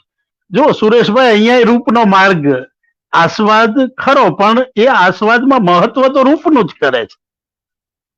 એ મને લાગે છે કે બહુ જ મહત્વનો રહે છે. એટલે આપણા એમ પૂછે છે આપણને કે કાવ્યમાં આસ્વાદનો વિષય શું છે. આપણને અભિમત એવી કશી લાગણી, ઉર્મી અભિગ્રહ કે નૈતિક ભાવના, આપણે મોટા ભાગે આ શોધવામાં જ, જે હમણાં અજયભાઈએ જેનો ઉલ્લેખ કર્યો કે પ્રોફેસરો શું કરે, તો એક તો પહેલું તો એ કે શીર્ષકની યથાર્થતા શોધવા જાય. અજયભાઈએ ગુલામ મોહમ્મદ શેખ સાહેબના કાવ્યના આસ્વાદ વિશે વાત કરી કે એને શીર્ષક જ નથી. તો કેટલાક એને બસ આધુનિક કવિઓની આવી ટાઈલાપણું છે એમ કરીને મૂકી દે. ના, એવું નથી. એમ સર્જક કશુંક મૂકે છે તો પણ સહેતુ, કશુંક લઈ લે છે તો પણ સહેતુ. આજે વચ્ચેની જગ્યા શોધે છે સુરેશભાઈ, એ બહુ મજાની છે. અને એમના આસ્વાદોમાં આપણે દાખલા તરીકે સાવ સીધી સાદી રીતે એ વેનમાં જ અત્યારે વાત ચાલતી હતી એટલે કહેવાનું મન થાય કે અમેરે સુકુરુનું પૂમડું, બહુ જ જાણીતી રચના અને બહુ ગવાઈ પણ ઘણી, એના વિશે વાત પણ ઘણી થાય. તમે અત્તર રંગીલા રસદાર, હવે આમ અમે ને તમે, આ પણ આપણી તો મધ્યકાળથી જ પરંપરા રહી છે જીવ અને પેલા શિવના તત્વ વચ્ચેના દ્વંદ્વની, અથવા તો દ્વૈત અને અદ્વૈત, એ આપણે ત્યાં પ્રશ્ન છે. હવે સુરેશભાઈ એનો આસ્વાદ કઈ રીતે શરૂ કરે અને કે ઈશ્વરને એકલા એકલા ગયમું નહીં. They'll not know, so I'll inform Suman. ઈશ્વરને એકલા એકલા ગયમું નહીં, માટે મનને રમાડવા એને સૃષ્ટિને સર્જી ને ઈશ્વરના અંશરૂપ માનવી પણ આ વિસ્તારથી સહચારની ઝંખના લઈ અને જન્મો. એ મૈત્રી બાંધશે, દુશ્મનાવટ બાંધશે, પ્રેમ કરવા નહીં તો લડવાય તે કોઈકનો સાથ તો એ શોધશે જ. હવે આ માંડણી છે એમના આસ્વાદની. સુરેશભાઈ બિટવીન ધ લાઇન્સ ને કઈ રીતે વાંચે છે એ કેટલાકને પ્રશ્ન થાય, અથવા તો ક્યારેક એવું પણ લાગે કે કવિ ખરેખર આટલો ઊંડો ગયો હશે. મકરંદભાઈ હતા એટલે વાત જુદી છે, પણ ઘણા કાવ્યમાં બીજા એટલે એમના સમકાલીનોએ પ્રશ્નો ઉઠાવેલા આસ્વાદને લઈ, પણ એ ખરેખર કહેવા એમનો જે એંગલ છે એ ભૂમિકામાં એમણે સ્પષ્ટ કીધો છે કે સર્જકના ચિત્ત સાથે જોડાઈને આસ્વાદ કરવાનો છે. સર્જકના ચિત્ત સાથે સર્જન પ્રક્રિયામાં જાણે ઇન્વોલ્વ છીએ એ એંગલથી જો આસ્વાદ કરવાનું કામ કરીએ તો પેલા ભાવકને પણ મજા આવશે, આપણને પણ ભાવન કરવાની મજા આવશે. નહીતર પેલા ચોકઠામાં જતા રહેવાનો સંભવ છે. તો એ રીતે કરે છે. બીજું, એમને ભાષા કર્મ ઉપર બહુ જ ફોકસ છે, એ આપણે જાણીએ છીએ કે એ કથા સાહિત્યની વાત કરે કે ક્યાંય પણ એ ભાષા પર થઈને એના કારણો કહે છે કે આપણી આસપાસના અન્ય ભાષકો પણ ભાષાને પોતપોતાની રીતે ઉદ્દેશ અનુસાર ઘડતા હોય. પોતાની રાજકીય, સામાજિક કે અન્ય મહત્વકાંક્ષા સંતોષવાના સાધન તરીકે ભાષાને શસ્ત્રની જેમ વાપરતા હોય છે. મુત્સદીઓ ભાષાનો કસ કાઢતા આજે આપણે જોઈ શકીએ છીએ. સત્ય, શાંતિ અને સહઅસ્તિત્વના સંકેતો બદલાતા રહે છે. આ સંજોગોમાં કવિ સિવાય કોણ ભાષાને શુદ્ધ રાખી શકે? હવે આમાં એમની અપેક્ષા છે કે ભાષા વડે સર્જક કેવું નાવીન્ય સર્જે છે, કેવું નવું રૂપ સર્જે છે, અને એ નવા રૂપને સમજવા માટે પેલા જૂના ચોકઠાઓથી, પરિભાષાઓથી અથવા તો જે તૈયાર ફ્રેમ મળી છે એમાં જો શોધવા જઈશું તો નહીં મળે કવિતાનું જે આંતરિક સૌંદર્ય છે. તો આસ્વાદ માટે એ બધા કમઠાણથી એ દૂર રહી અને ચિત્તને કવિતાના શબ્દની સાથે, એના અર્થોની સાથે, એના અર્થોના સ્તરની સાથે ઉડ્ડયન કરવાનો માર્ગ એ બતાવે છે ને એ એમણે એમના આ આસ્વાદોમાં બતાવ્યો છે, જેને આપણે અજયભાઈ બહુ સરસ રીતે સમજાયો. એટલે આપણે એને કઈ વધારે વિગતે વાત નહીં કરતા, પ્રબોધભાઈ આવી ગયા છે, એ વચ્ચે વચ્ચે જતા રહે છે, એ જાય એ પહેલા આપણે એમને સાંભળી લઈએ. તો હું મારી વાતને અહીંયા જ અટકાવું છું. ધન્યવાદ. થેન્ક યુ નરેશ, બહુ સારી રીતે વાત પૂરી કરી. હવે જેને માટે આપણે સૌ આતુર છીએ એ પ્રબોધ પરીખને સાંભળીએ. Prabodh, I welcome you to this episode. Please start.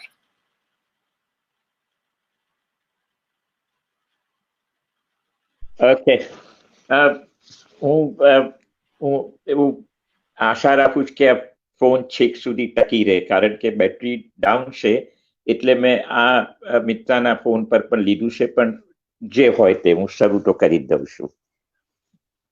આપણે સુરેશભાઈ ને એમની કૃતિલક્ષી ચેતનાને ઓળખી આજે સાંજે સુમન, નરેશ અને અજય મારફતે. મને થયું કે હું જરા કર્તા તરફ વળું, એટલે કે સુરેશ જોશી. સુરેશભાઈ અને આપણે સૌ એવું એનું નામ પાડ્યું છે મેં. એટલે એમાં સોનગઢ પણ આવે, કરાચી પણ આવે, વડોદરા તો આવે જ, મુંબઈ આવે, અધ્યાપક કુટીર આવે, અને ચૈતસિક અવકાશમાં ઘર કરી ગયેલા અનેક ભાષાના નગરો. હવે સુરેશભાઈ ના યુવાન સમકાલીન તરીકે પણ હું મને ઓળખું છું. સુરેશભાઈ ભલે મારા જન્મ પહેલા સાહિત્યને કેન્દ્રમાં રાખીને પ્રવૃત્ત થયા, ભલે ક્ષિતિજ, ઉહાપો, એતદમાં મારી કૃતિઓ ન પ્રગટી, પણ 62-63 ગાળામાં હજુ તો મેટ્રિક માંડ પાસ કર્યું હોય, જેટલું ઘેલું કુમાર અખંડાનંદનું લાગ્યું હતું અને જનકલ્યાણનું પણ, તેટલું જ ક્ષિતિજ હાથમાં આવતા એટલી જ ઉત્તેજના સાથે ચિત્તમાં ગોઠવાતું ગયું. સુરેશભાઈના વિદ્યાર્થી ન હોવાને નાતે કે એમની નિકટની મિત્ર મંડળીમાં આવજાવ નહિવત હોવાને કારણે મેં જે વાત માંડી છે સુરેશભાઈની, તે કેટલાક અંશે મેં રચેલા, જરા તરા કલ્પેલા, અનેક રીતે અનુભવેલા સુરેશ જોશીની વાત છે. 1976 થી 1986 ગાળામાં જેમની સાથે સંવાદ, પરિસંવાદના વાદ વિવાદોમાં અને મંચ પર સાથે બેસવાના પ્રસંગો બનતા રહ્યા, એ બધા જ અનુભવોને કેન્દ્રમાં રાખીને સુરેશભાઈનું એક ચિત્ર મેં રચ્યું છે મારા માટે. તે ઉપરાંત મુંબઈ, અમદાવાદમાં થતા રહેતા કબીલો, ક્રેમઠ, હેવમોર અને એવા અડ્ડાઓમાં પરોક્ષ રીતે હાજર થઈ જતા સુરેશભાઈ અમારા રેમઠમાં તો દર બીજે દિવસે હાજર થતા, જેથી અમે ભેગા થઈને એમને જરાક ઢોલ તમાચા મારી લઈએ, પણ એ ભાવપૂર્વક, આદરપૂર્વક અને વાટવાટમાં થતી ઠઠ્ઠા મસ્કરી અને શિષ્ટ કાવ્યશાસ્ત્રના ચીરે ચીરા ઉડાડતી રેમઠની સાંજોમાં અને હેવમોરના ટેબલ પર મુક્કીઓ ઉગામી નિરંજન ભગતની આસપાસ થતી રહેતી વાતોમાં સુરેશભાઈ ક્યારે ગેરહાજર નહોતા. એમાં વળી રાજેન્દ્ર શાહ અને સુરેશ જોશી અને મારી 17 વર્ષની ઉંમરથી આપ્તજન થઈ બેઠેલા રસિક શાહ, આ બધા સતત આવજાવ કરતા હોય. હવે આવી જ વાતો જાણે કે મારે સુરેશભાઈ સાથે થઈ રહી હોય તો કેવું. આજે સાંજે સુરેશભાઈની બાજુમાં હું બેઠો અને એડમંડ ઝાબેના બધા જ પુસ્તકો એમને આપી દઉં અને પછી કહું કે 1986માં અમે જે ફાર્બસ તરફથી તમારું વ્યાખ્યાન ગોઠવ્યું હતું તેમાં જેનું નામ ગુજરાતે અથવા તો મધ્યપ્રદેશે અથવા તો બંગાળે પણ નહોતું જાણ્યું એવા એડમંડ ઝાબેની વાત તમે માંડીને કેમ કરી. આ યહૂદી કવિ જે ફ્રેન્ચ ભાષામાં લખે અને દેશવટો ભોગવીને પેરિસમાં રહે અને કંઈક એવી કવિતાની રચના કરે કે જેમાં માત્ર રહસ્યના કોઈ અંગત અને અગમ્ય એવા માર્ગે ચાલીએ તો એ કવિતા પાસે જરાક પાસે પહોંચાય, એવા કવિની વાત તમે કેમ માંડી, એની હું વાત પૂછું. હું સુરેશભાઈને એમ પણ પૂછું કે તમે આ બધી અનેક વાતો કરી એમાં કેમ આજે જે સૌથી પ્રસ્તુત છે એવા સર્જક કેમ હાજર નથી? જે સુરેશભાઈ મને જરૂર કહેવાના તો આપો ને એ પુસ્તક મને, એટલું એમને કહું તો આપણે એડુઆર્ડો ગાલિયાનોની વાત કરીએ, આ લેટિન અમેરિકન સર્જકની, ચિંતકની, વિચારકની, ઇતિહાસકારની અને માનવીની. પણ રસિકભાઈને ત્યાં 1964-65માં સુરેશભાઈ સાથે બેઠા હોઈએ અને એ વર્તુળમાં મધુ રાય બેઠા હોય અને સુરેશભાઈ બરાબર રસિકભાઈની સાથે બેસીને કહે કે મધુ તમારી વાર્તા વાંચો, એટલે મધુ વાર્તા વાંચે, પછી એના ઝીણવટથી એકે એક વાક્યો લઈને રસિકભાઈ અને સુરેશભાઈ વિશદ રીતે મધુને કહે કે આ વાર્તા થતી નથી, એટલે મધુ એ બંનેને કે તમે તમારે ઘેર જાઓ, હું તો આમ જ લખવાનો. એટલે આ આબોહવાની વચ્ચે સુરેશભાઈને જાણવાનું, પ્રમાણવાનું અને મળવાનું થતું રહ્યું. Very nice. મેં કહ્યું કે મેં પહેલા કહ્યું એમ કે વડોદરા, મુંબઈ, અમદાવાદની 5-10 બેઠકોમાં તડફડ થતી રહેતી. સુરેશભાઈએ ક્યારેક મને કહ્યું હતું કે પ્રબોધ બહુ જ ઉત્તેજિત થઈ જાય છે અને ઘણું બધું કહી બેસે છે, એનો અભિનિવેશ એને એના વિવેકને એના પગ તળે દાબી દેશે. અને મને આજે સમજાય છે, કંઈક 50-55 વર્ષે સમજાય એ સમજાય કે સુરેશભાઈની વાતમાં તથ્ય હતું.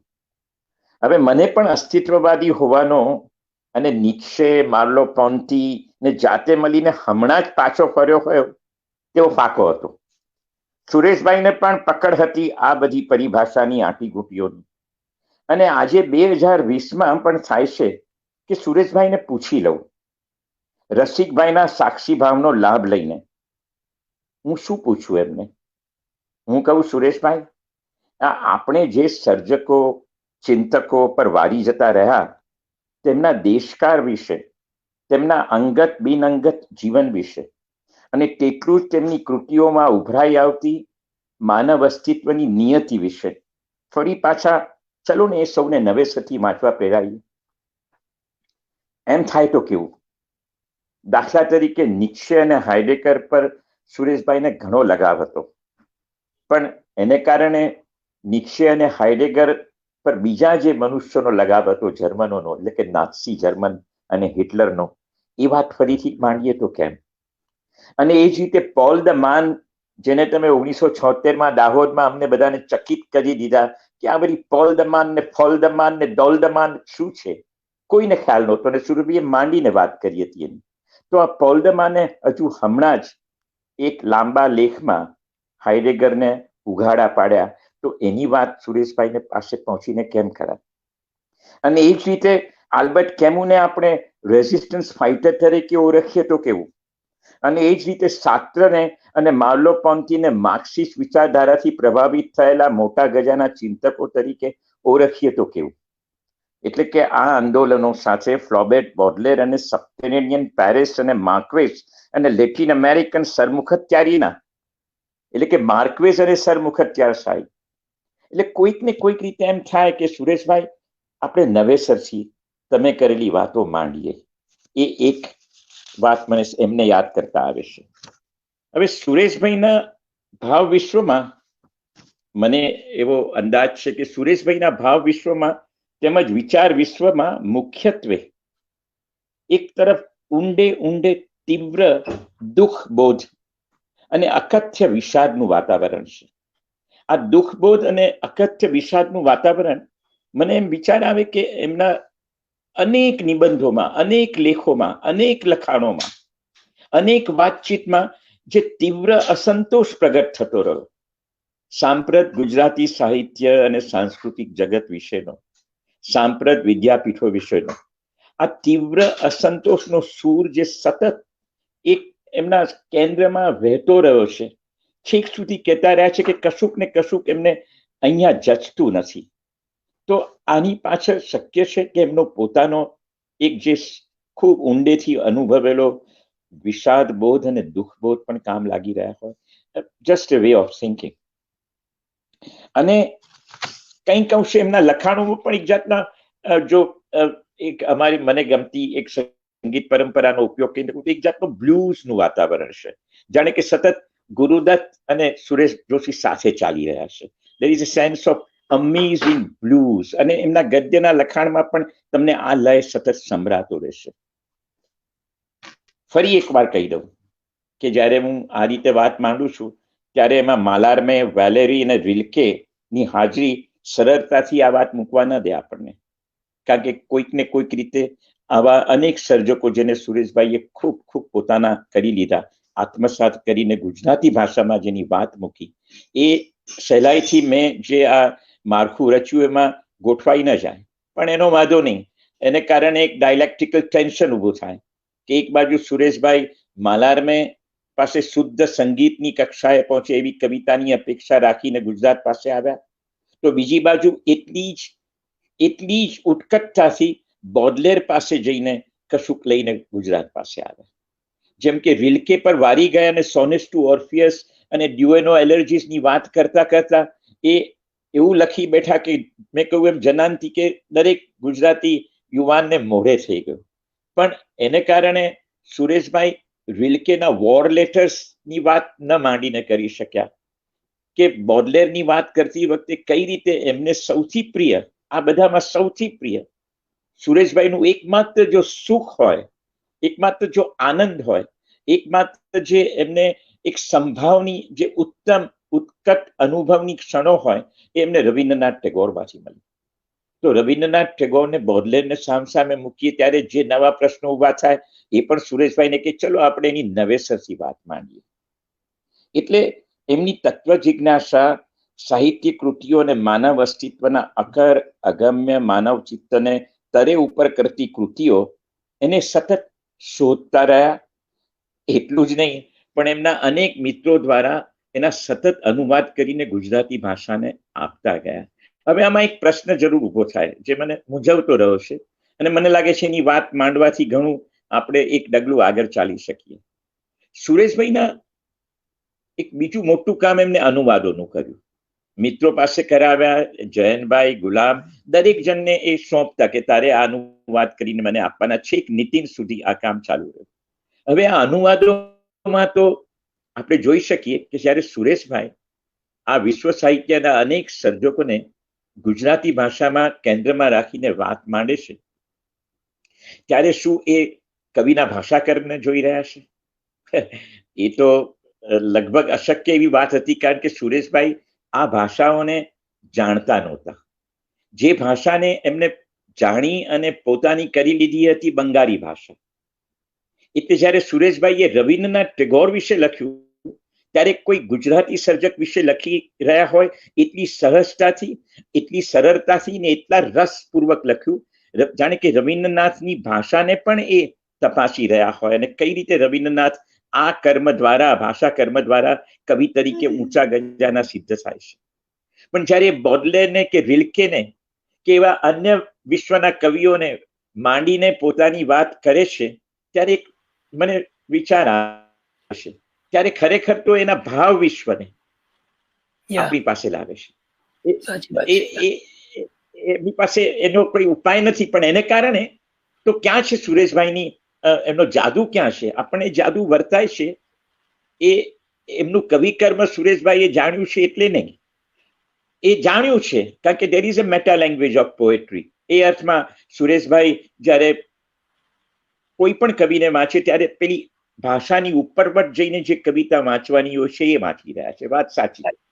પણ એ ભાષા કર્મને તપાસવાની અને ત્યાંના દેશકાળના સંદર્ભમાં આ કવિને મૂકીને વિગતે એમાં ઊંડા ઉતરવાની વાત કરે ત્યાં સુધીમાં તો એમનું ભાવ વિશ્વ એટલું બધું સભર થઈને ઉભરાઈ આવે છે. એનું કારણ એ છે કે જે ગુજરાતી ભાષા દ્વારા એમને જ્યારે રિલ્કેની વાત કરી ત્યારે આપણે જે માણી રહ્યા છીએ, રિલ્કે તો જરૂર માણી રહ્યા છીએ, પણ મને લાગે છે કે એમનું જે ભાષા કર્મ ગુજરાતી ભાષામાં એ દ્વારા થયું છે એ વધુ માણી રહ્યા છીએ. Yeah. We are cherishing the amazing brilliance of writing in Gujarati Yeah. about poets whose language he doesn't know. Yeah. But those are the poets he reaches out through the meta language of poetry, and પછી જે સર્જન થાય છે એ એમનું પોતાનું આગવું સર્જન છે. આ દરેક જણ વિશે વેરી ટ્રુ. દેટ ઇઝ એક બીજો એક મુદ્દો મને રસ પડે એવો આ બધા કારણે થયો છે એમના લેખો વિશે. એમના અનેક લેખો, અનેક, અને ખાસ કરીને 1970 પછીના તો અનેક સંગ્રહોમાં સંગ્રહિત થયેલા લેખો, વિચાર લેખો, અથવા તો આસ્વાદમૂલક લેખો, અથવા તો કોઈ સર્જક અથવા કોઈ વિચારકને માંડીને ફિનોમિનોલોજીની વાત કરી હોય કે અસ્તિત્વવાદની કરી હોય કે ઉમાશંકર જોશીને ઉદ્દેશીને વિવેચન વિશે લાંબો લેખ લખ્યો હોય, એવા અનેક લેખોમાં કોઈ જગાએ, હંમેશા નહીં, સુરેશભાઈ ઉલ્લેખ કરે છે કે જર્નલ ઓફ આર્ટ્સ એન્ડ એસ્થેટિક્સનો લેખ વાંચીને એના આધારે અનેકવાર એ ઉલ્લેખ નથી કરતા, અને જાણે કે આપણે કોઈક આ જ લેખનો ગુજરાતી ભાષામાં અવતાર થયેલો વાંચી રહ્યા હોઈએ અને સમજી રહ્યા હોઈએ અને પોતાનો કરી રહ્યા હોય એવો અનુભવ થાય છે. હવે આને કારણે થોડો ગૂંચવાડો થાય છે. એ ગૂંચવાડો છે કે જે વિચાર લેખો અથવા તો જે ચર્ચાઓ અથવા જે વિવાદો બીજી અનેક ભાષામાં, ખાસ કરીને યુરોપિયન ભાષાઓમાં સતત થઈ રહ્યા હતા, એને જ્યારે આપણે પોતાની ભાષાના કેન્દ્રમાં મૂકીને પછી આપણી ભાષામાં શું થઈ રહ્યું છે એની જરા ટકોર કરીએ તો there are some issues of some confusion. એને કારણે એક ગૂંચવાડો થાય છે કે સુરેશભાઈના માપદંડ એ જે પરંપરાને પૂરેપૂરી જાણે છે, એકદમ શરૂઆતથી ગોવર્ધન રામના સાક્ષર જીવનથી લઈને છેક આજ સુધીના વિવેચનને એ બરાબર ઓળખે છે, પણ એમના સંદર્ભો અને એની વાત માણતી વખતે એ કોઈક ને કોઈક રીતે આધાર લઈને ઘણું બધું આપણને કહી રહ્યા છે.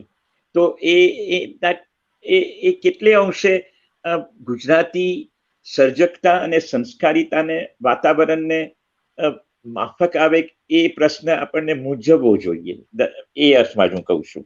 પણ જરાક આગળ જવું. હવે મને એમ વિચાર આવે છે કે સુરેશભાઈની સાધના ચીર વિદ્રોહી મનુષ્યની છે. એકદમ શરૂઆતથી જ પ્રકૃતિના શાસન તંત્ર સામે મનુષ્યને જુદા જુદા વિચારે વિદ્રોહની ઘોષણા કરી. વાણી, મનીષા, ક્ષિતિજ, ઉઆપો, એતત, સેતુ, એ બધા જ એમના ઘોષણા પત્રો છે, જે આ પ્રકારના બાહ્ય શાસનની સીમારેખાને માનતા નથી. સુરેશ જોશીને ખબર છે કે અસ્તિત્વના આ વિદ્રોહ મંત્રી સાધનામાં મનુષ્ય દૂર સુધી નીકળી જાય છે. જાણે છે કે વિદ્રોહની સાધના દુઃખની સાધના છે. તો કાવ્યશાસ્ત્રમાં સૌંદર્ય બોધ અને દુઃખબોધ, આ દુઃખબોધને આપણે શું કહીશું?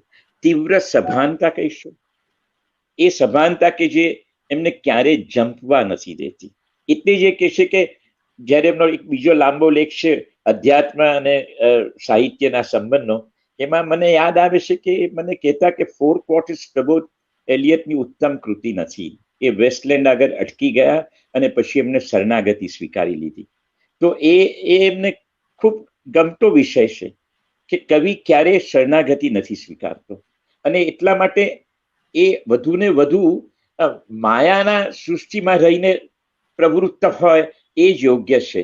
એ સત્યની શોધમાં નથી, એ મિથ્યાનો ખેલાડી છે. એ એમને લખ્યું પણ છે, એટલે એમના શબ્દોના કેન્દ્રમાં રાખીને લખી રહ્યો છું. પણ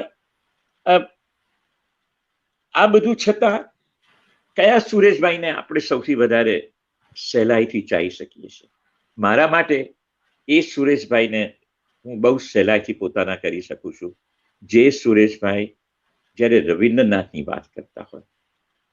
એ અનુભવના તમે સાક્ષી રહ્યા હશો ઓછે વત્તે અંશે, પણ મને યાદ છે કે 1974માં 4-5 વર્ષના અભ્યાસ પછી હું પાછો આવ્યો ને ગીતા મંદિર હોલમાં 1974ના ગીતા મંદિર હોલના ત્રીજા માળે અમે બેઠા હતા. 25, 50, 100, 150 લોકો પલાઠી વારીને ભોંય પર, અને સુરેશભાઈએ બલાકા વિશે બોલવાનું શરૂ કર્યું.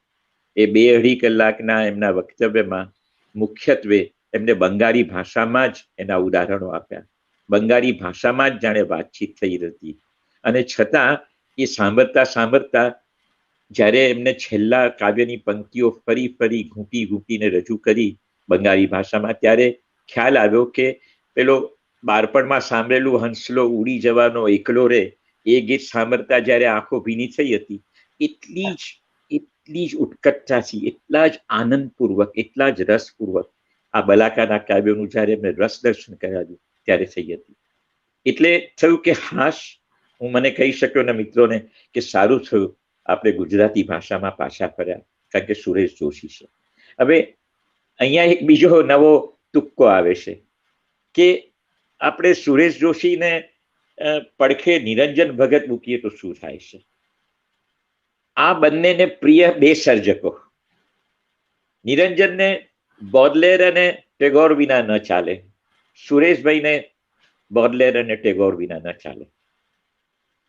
નિરંજન બોડલેર માટે 7-8 વાર પેરિસ જઈ આવે છે અને 10, 15, 20 વર્ષ અભ્યાસ કરીને ફ્રેન્ચ ભાષાને પોતાની કરે છે. સુરેશભાઈ બોડલેરને ગુજરાતી ભાષામાં પોતાના કરે છે. એ વડોદરા શહેર છોડીને ક્યાંય ક્યારેય ગયા નથી લગભગ. તો આ છતાં બંનેનો બોડલેર સાથેનો લગાવ. આ બંને જ્યારે સુરેશભાઈ બલાકાની વાત કરે છે, મેં કરી એ પ્રમાણે, કે રવિન્દ્રનાથની વાત નિરંજન કરે છે, આવો જ એક પ્રસંગ રવિવારની સવાર 5 થી 6 કલાક ચિત્રાંગદા વિશે નિરંજન બોલ્યા. એ પણ જાણે કે બંગાળીમાં જ બોલી રહ્યા હતા, એવી રીતે અસ્ખલિત વાણી વહી આવતી હતી. અને એમાં પછી રાજેન્દ્ર શાહ મૂકો, એટલે એમને બલાકાનો અનુવાદ ગુજરાતીમાં કર્યો છે, છંદોબદ્ધ કર્યો છે વનવેલીમાં. તો મને થાય કે આ ગુજરાત, આ સુરેશભાઈ અને આ નિરંજન, પણ સુરેશભાઈ અને નિરંજન એ બે જાની દુશ્મનો રહ્યા છે એક સુધી, અને એનો પડઘો ગુજરાતી કવિતાના આસ્વાદમાં મને જોવા મળ્યો.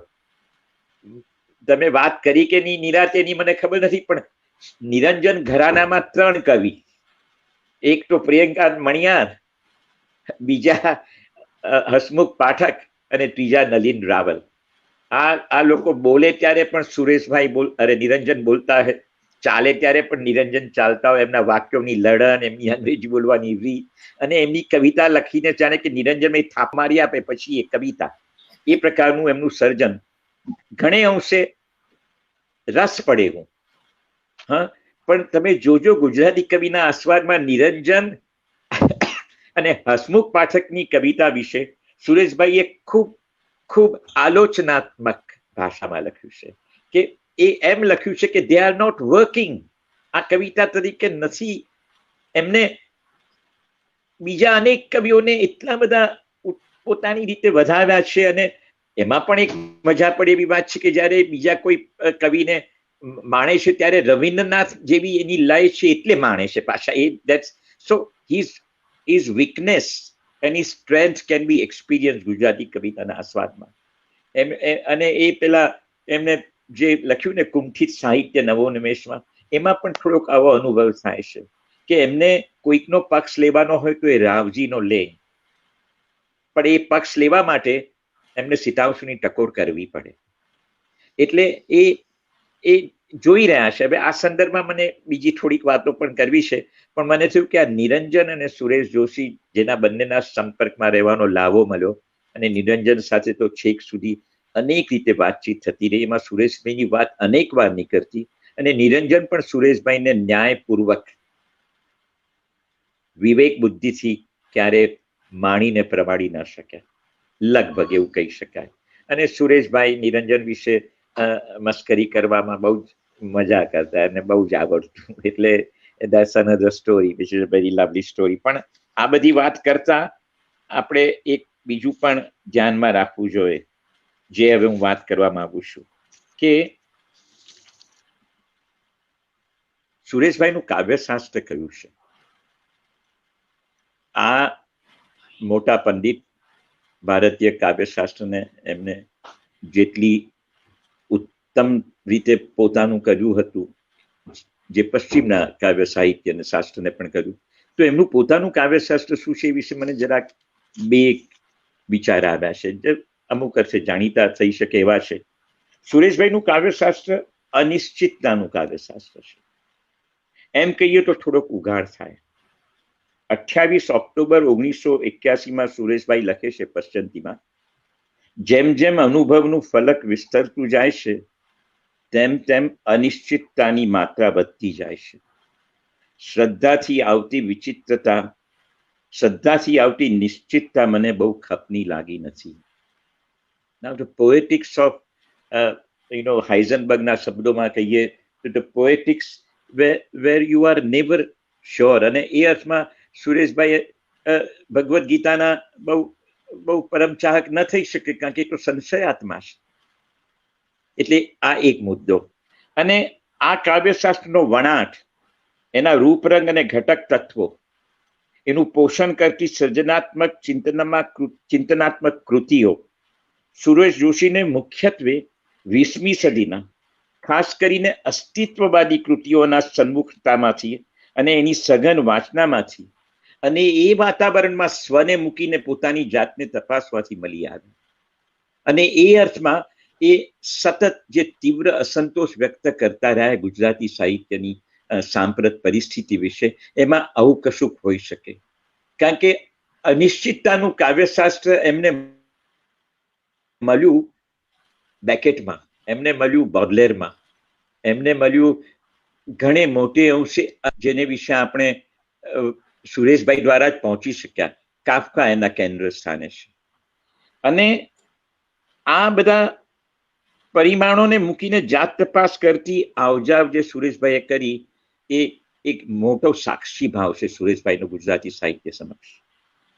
એટલે આ કાફકા, નીત્શે, કિર્કેગાર્ડ, કેમુ અને સુજો જ્યાં ફરી વળે ત્યારે, જોકે મજા એ છે કે આ બધે સુરેશભાઈ જાય ત્યારે રવિન્દ્રનાથને સાથે લઈને જતા હોય એવું લાગે.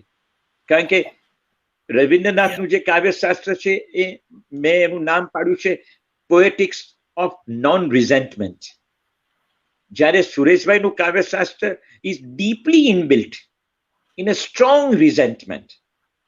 અને આ રિઝેન્ટમેન્ટને કારણે પેલો તીવ્ર સંતોષ આપણા મનમાં અસંતોષ જોડાઈ જાય છે. એવું મને એક તુક્કો છે અમારો, કે એમનું કાવ્યશાસ્ત્ર અનિશ્ચિતતાનું છે એટલું જ એ અજંપાનું કાવ્યશાસ્ત્ર છે. એ આ અજંપાનું કાવ્યશાસ્ત્ર લઈને સર્જક કેટલે દૂર જઈ શકે, એ વિચારક, એ વ્યક્તિ, એ સુરેશભાઈ કેટલે દૂર જઈ શકે, એ 20મી સદીમાં ગુજરાતી સાહિત્યમાં એનો ઉત્તમ ઉદાહરણ છે. The nearest one can think of, આની એકદમ નજીક મૂકી શકાય એવું એક બીજું કાવ્યશાસ્ત્ર લાભશંકરે રચ્યું, એ નિર્વેદનું કાવ્યશાસ્ત્ર હતું. એટલે આ પ્રકારના જે કાવ્ય છે, કારણ કે શબ્દમાં સિદ્ધાંશુ જેવા કવિને પણ પરમ શ્રદ્ધા છે. એ શબ્દ પ્રકાશ જે જ્યારે શબ્દ પ્રયોગ કરે છે ત્યારે he is total committed to the possibility of knowing the human truth through what words have to offer. પણ સુરેશભાઈનું અનિશ્ચિતતાનું કાવ્યશાસ્ત્ર એ અર્થમાં શબ્દ પર પણ પૂરેપૂરો વિશ્વાસ ન મૂકીને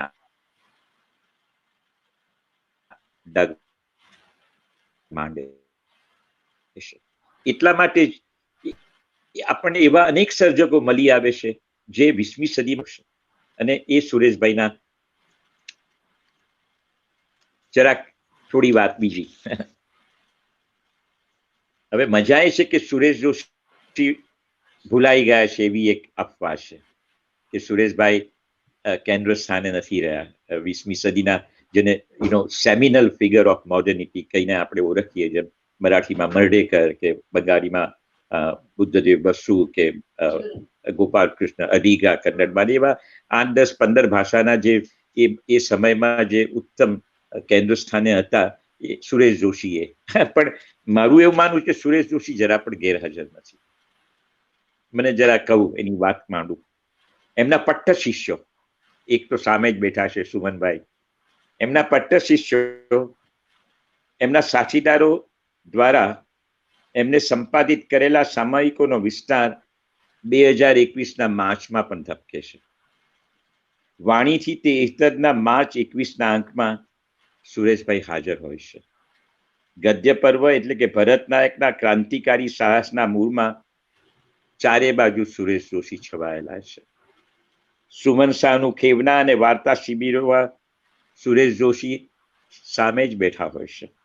સમીપેમાં સિરીઝ જાણે કે સુરેશ જોશી જ લખી રહ્યા હોય તેમ ચીવટપૂર્વક આધુનિકતાના ભાત ભાતના રંગો અને વાદ વિવાદો પ્રગટ કરતો રહે છે.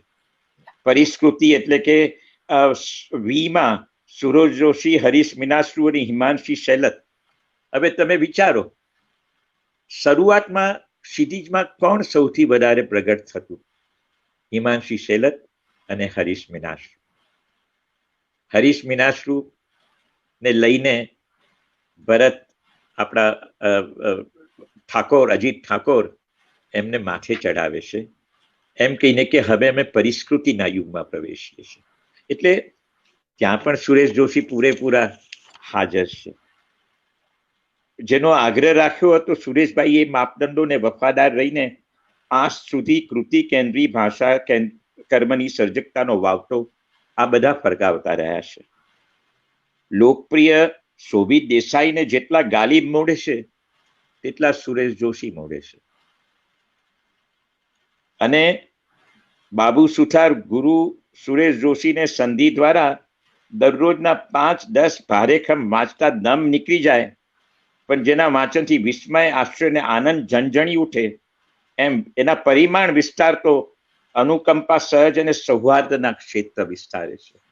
આઈ થિંક આ યાદી સારી એવી સહેલાઈથી કોઈને પણ આપી શકાય એવી જ કે સુરેશભાઈ કેટલા હાજર છે. આ અર્થમાં તો ઉમાશંકર નથી હાજર, આ અર્થમાં કનૈયાલાલ મુનશી નથી હાજર, આ અર્થમાં કોઈ એવા મોટા ગજાના ચિંતક, સર્જક, વિચારક,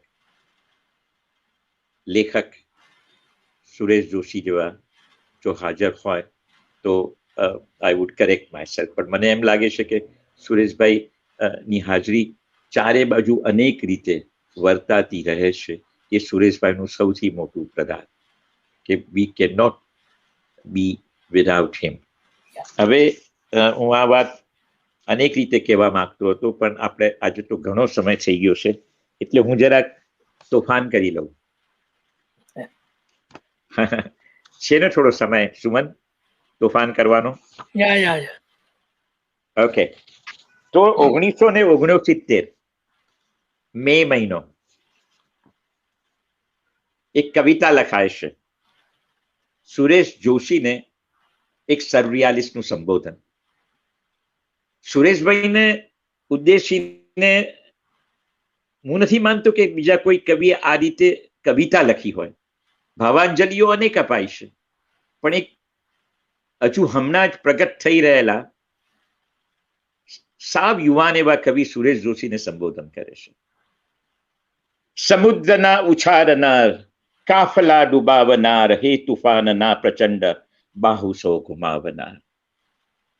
He dares Sureshbhai.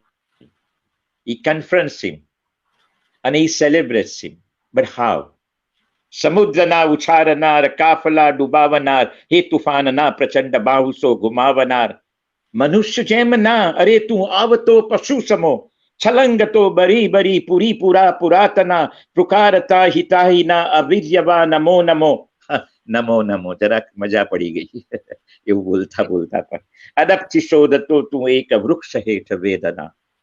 સમુદ્રના ઉછાળનાર, કાફલા ડુબાવનાર, હે તુફાનના પ્રચંડ બાહુ સો ગુમાવનાર, એમ ન હોય તે ઝાડ મૂર સોત્ર ઉખાડનાર, હે તુફાનના પ્રચંડ બાહુ સો ગુમાવનાર. મનુષ્ય જેમ ના, અરે તું આવતા પશુ સમો હુંકારતો, હસી પડી પુરાવલી સુરક્ષિતા, હસી પડી નહેર રેલવે, હસી પડી હસી સુવાવડોની હોસ્પિટલ, હસી ઇલેક્ટ્રિક ચિતા. ડોન ડોન કઈ હસે જે જાનકી રડાવનાર, ચચાર તારા હાથ જેલ ચક્કી સાથ જોડનાર, હે તુફાનના પ્રચંડ બાહુ સો ગુમાવનાર. હું જાણું ચંદ્ર શ્વેત સ્પષ્ટ સ્તબ્ધ સર્વ ઓઢારનાર. મને એમ થાય છે કે આ કથા પણ માંડવા જેવી છે. How does a young poet look at this extremely radical, challenging all conventions, constantly taking up a fight against all established values and systems prevailing in Gujarati literature of his time. લાભશંકરે એમની પોતાની રીતે લડી લીધું સુરેશભાઈ સાથે, પણ ખૂબ પ્રેમ કરીને. સીતાંશુએ આ કવિતા લખીને સુરેશભાઈ સામે એક યુવાન કવિ મૂકે એવો પડકાર મૂક્યો. પણ આવી વાતો છેવટે તો કંઈક બીજી રીતે જ કરાય. એટલે હું સુરેશભાઈના બહુ જ એક પ્રિય કવિનું એક કાવ્ય વાંચીને મારી વાત પૂરી કરું. સોનેટ્સ ટુ ઓર્ફિયસ સુરેશભાઈને જેમાં કંઈક ને કંઈક કારણસર એ મેં કહું ને અનિશ્ચિતતાને કારણે એમને શ્રદ્ધા બહુ ખપમાં નથી લાગી. પણ રિલ્કેને વાંચતા હોઈએ તો જાણે કે પેલું ટેગોરનું જાણીતું ગીત યાદ આવી જાય કે તાઈ તો જાગે અમાર કાન, કે આ આકાશમાં સૂરજ તપી રહ્યો છે ને ચંદ્ર દેખાઈ રહ્યો છે પૂર્ણિમાના દિવસે, એટલે તો મારા ગીત જાગી ઉઠે છે. આવો જ કંઈક અનુભવ રિલ્કેને યુએનઓ એલર્જીસને સોનેટ્સ ટુ ઓર્ફિયસમાં થયો હતો. અને સુરેશભાઈને એ વાંચવાનું તો ન ગમે કે આ જાણે આકાશવાણી થઈ હોય એમ રિલ્કે આ કાવ્યો લખ્યા હતા. પણ કંઈ વાંધો નહીં. એ સ્ટીફન મિશેલ આ અનુવાદની ભૂમિકામાં લખે છે. સુરેશભાઈ માટે પણ હવે કહેવાનું મન થાય આટલી વાતોના આડા અવડા ફાંટા પાડ્યા પછી કે the great poets disappear into their works. It so happens that Sureshbhai doesn't disappear in his works. We meet him again and again and again. So here is a poem, Sonet to Orpheus, 29મું sonnet વાંચી સંભળાવ. જાણે કે સુરેશભાઈ અહીં બેઠા છે ને એમને હું કહી રહ્યો છું. Silent friend of many distances, feel how your breath enlarges all of space. Let your presence ring out like a bell into the night. What feeds upon your face grows mighty from the nourishment thus offered. Move through transformation, out and in. What is the deepest loss that you have suffered? If drinking is bitter, change yourself to wine. In this immeasurable darkness, be the power that rounds your senses in the magic ring, the sense of their mysterious encounter. And if the earthly no longer knows your name, and if the earthly no longer knows your name, whisper to the silent earth, I am flowing. To the flashing waters say, I am. આપણે પણ સુરેશભાઈને સાથે બેસાડીને આ sonnet વારંવાર વાંચીએ. Silent friend of many distances, feel how your breath enlarges all of space. Let your presence ring out like a bell into the night. What feeds upon your face grows mighty from the nourishment thus offered. Move to transformation, out and in. What is the deepest loss that you have suffered? If drinking is bitter, change yourself to wine. In this immeasurable darkness, be the power that rounds your senses in their magic ring, the sense of their mysterious encounter. And If the earthly no longer knows your name, whisper to the silent earth, I am flowing. To the flashing waters say, I am. Sureshbhai પણ આપણને કહી રહ્યા છે, I am. હું છું, તમે છો, આપણે સૌ છીએ. સુમન, અજય અને નરેશભાઈ, સૌનો આભાર. મારી જાત જાતની ભાત ભાતની કાલબાદેવી ગુજરાતીમાં, થોડુંક મુંબઈયા અંગ્રેજીમાં અને થોડીક ખૂબ ખૂબ ખૂબ એવી મનગમતી વાતો સાંભળવા બદલ આભાર આપ સૌનો. क्या बात है, क्या बात है, अद्भुत. યા પ્રબોધ, જેટલો આભાર માનીએ એટલો ઓછો છે. જી અ, એટલા બધા પ્રશ્નો અને એટલી બધી મેં કહ્યું એ પ્રમાણે આડી અવળી વાતોમાં જે કંઈ સત્યો પ્રગટ્યા એનો વિસ્તાર કરી શકાય એમ છે. સવાલ એટલું જ છે કે એ વાર્તા કોની સાથે કરવી. હમ. મારી સામે જે પ્રશ્ન છે એ પ્રશ્ન સુરેશ જોશી સામે એક જમાનામાં હતો. But he could create his readership, he could create his audience. આપણા સૌના માટે જે પ્રશ્ન અત્યારે છે તે આ છે, કોની સાથે આ વાતો કરીશું. હું વારંવાર સાંભળવાની કોશિશ કરીશ આ વક્તવ્યને, મિત્રો પણ કરશે. બાબુ ઘણી કમેન્ટ્સ લખી ચૂક્યા છે ભાષા કર્મ વિશે કે બીજા મુદ્દાઓ વિશે પણ બીજા મિત્રોએ ઘણી વાત કરી છે. કાલે ફરીથી આ એની જાતે બ્રોડકાસ્ટ થશે એવી આશા રાખીએ છીએ મશીન પર. કેમ કે સુમન, હું એક વાત હવે રહેશે સર, વોલ પર રહેશે. જરાક વાત કરી દઉં, એક જ 2 મિનિટ વાત કહી દઉં. મને યાદ છે ને 1986માં હું વડોદરા નડિયાદ જવા નીકળ્યો હતો, કારણ કે સુરેશભાઈ ખૂબ ગંભીર રીતે માંદા હતા. મેં ટ્રેન લીધી. ટ્રેન વડોદરાના યાર્ડમાં થોડીક વાર ઊભી રહી હતી. એ વખતે મને કોઈકે સમાચાર આપ્યા. એ મને નવાઈ લાગી કે કેવી રીતે સમાચાર મને યાર્ડમાં મળ્યા વડોદરાના, કે સુરેશભાઈ આવી ગયા છે, મૃત્યુ પામ્યા છે અને વડોદરામાં છે. એટલે મેં કૂદકો મારીને હું ઉતરી પડ્યો, પાટા ઓરંગીને પહોંચી ગયો અને પછી સ્મશાનમાં અમે હાજર હતા. ત્યારે હું ને હરીશ સાથે ઊભા હતા અને આ વાત જે સુમને હમણાં કરી અમારે થઈ કે હવે આપણે હરીશ વાતો કોની સાથે કરીશું, આ એક વાત. પણ મને સુરેશભાઈએ અમેરિકા હું જ્યારે ભણતો હતો ત્યારે એક પત્ર લખ્યો હતો. સુરેશભાઈએ મને ઘણા પત્રો લખ્યા હતા. મેં એક પત્રમાં એમને કહ્યું હતું કે આપણે એક સામાયિક સાથે શરૂ કરીએ પ્રબોધ, પણ એ તો એક ખોટા માણસ પાસે વાત માંડી હતી. પણ એ પત્રમાં સાન ફ્રાન્સિસ્કો એમને મને કાગળ 1973માં લખ્યો તો હું વાંચી સંભળાવું. તારું લખેલું ખૂબ ગમ્યું. તું આવું લખે છે એટલે દુનિયા જીવવા જેવી લાગે છે. તું અહીં વહેલો પાછો આવ, આપણે ગમતું કામ સાથે કરીએ. બાકી અહીંની પરિસ્થિતિ તો તું જાણે છે. હું એકાંતવાસ સેવું છું, હથપારી ભોગવું છું. અત્યારે તો મારી લાગણી ઝાઝી પ્રગટ કરવાનો સમય નથી. જાણું છું એક ઇંગ્લેન્ડને આધારે વ્યક્તિની જીવનકથા તો તમે ને હું ન માંડી શકું. આ તો એક પત્ર છે. આવા તો 12,000 પત્રો હોઈ શકે અને સુરેશભાઈની જીવનકથા માંડવી હોય તો આ 12,000 પત્રો ઓછા પડે, જેમ દરેક જીવનકથામાં ઓછા પડે. પણ જ્યારે આ વાક્ય તરફ પાછું વારંવાર જઈએ ત્યારે આ પેલા તોફાની જેને ગંભીરતાથી ન લેવાય અને છતાં જેના પર વાલ ઉભરાય એવા પ્રબોધ પરીખને એ 1973માં આવો કાગળ લખે. તું કલ્પી શકીશ કે એ વાંચીને મને શું મારા મગજના ઘોડાઓએ દોડાદોડ કરી દીધી હશે કે હું પાછો જાઉં અને સુરેશભાઈની સાથે જોડાઈ જાઉં. પણ ઓફકોર્સ એવું કંઈ સહેલું નથી, કારણ કે એમને તો સંસ્કૃત આવડતું હોય ને સારું ગુજરાતી બોલી શકતા એવા જ મિત્રો જોઈતા.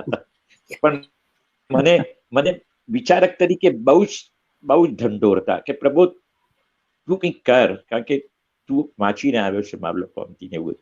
પણ I couldn't do justice to him, but that's okay. Having loved him is good enough, I think. એટલે સુરેશભાઈ સાથેના એ અનુબંધની વાતો જો કરવા બેસીએ તો એનો તો કોઈ પાર ના આવે. He loved the persons whom we like બહુ too સરસ. much, always. કોઈ પ્રશ્ન વાહ. એ પ્રેમ તો જેને મળ્યો એ અદ્ભુત છે, કોઈ પ્રશ્ન જ નથી. તો બહુ અને અમને એનો વસવસો જ સાહેબ. મિત્રો ના, મિત્રોનો ના, બહુ આ વસ્તુ શું કરવા જેવું નથી. મળાયું નહીં ને, દર્શનય ના થયા અમારાથી. એમના શબ્દ રૂપે છે આનંદ. એટલે એ આપણે માનીએ નાની છીએ ઉંમરે સર. જતા રહ્યા. આપણી જી, વાતને વિભૂતિ પૂજામાં દાખલ ન કરીએ અને અહીંયા અટકી જઈએ. જી Sure. અને હું આશા રાખું કે આ વાતો આપણે સૌએ કરેલી ને પ્રભુતે કરેલી વાતો વિશે જે કોઈ લોકોને સાહિત્ય પદાર્થ વિશે લગાવ છે એ લોકો વિચારશે અને પોતાની રીતે વિકસાવશે. દર્શક શ્રોતા મિત્રોનો ખૂબ જ આભાર, કેમ કે એમનો ઘણો સમય લીધો અને ઘણી જ વાતો થઈ છે, પણ એ લોકો છેક સુધી જોડાયેલા રહ્યા છે એનો પણ એટલો જ આનંદ છે. આવતા એપિસોડમાં ફરીથી બીજા મિત્રો સાથે મળીશું. સૌનો આભાર માની વિરમું છું. પ્રબોધ, નરેશ, અજય, સૌનો આભાર. Thank you so much. ખૂબ આભાર.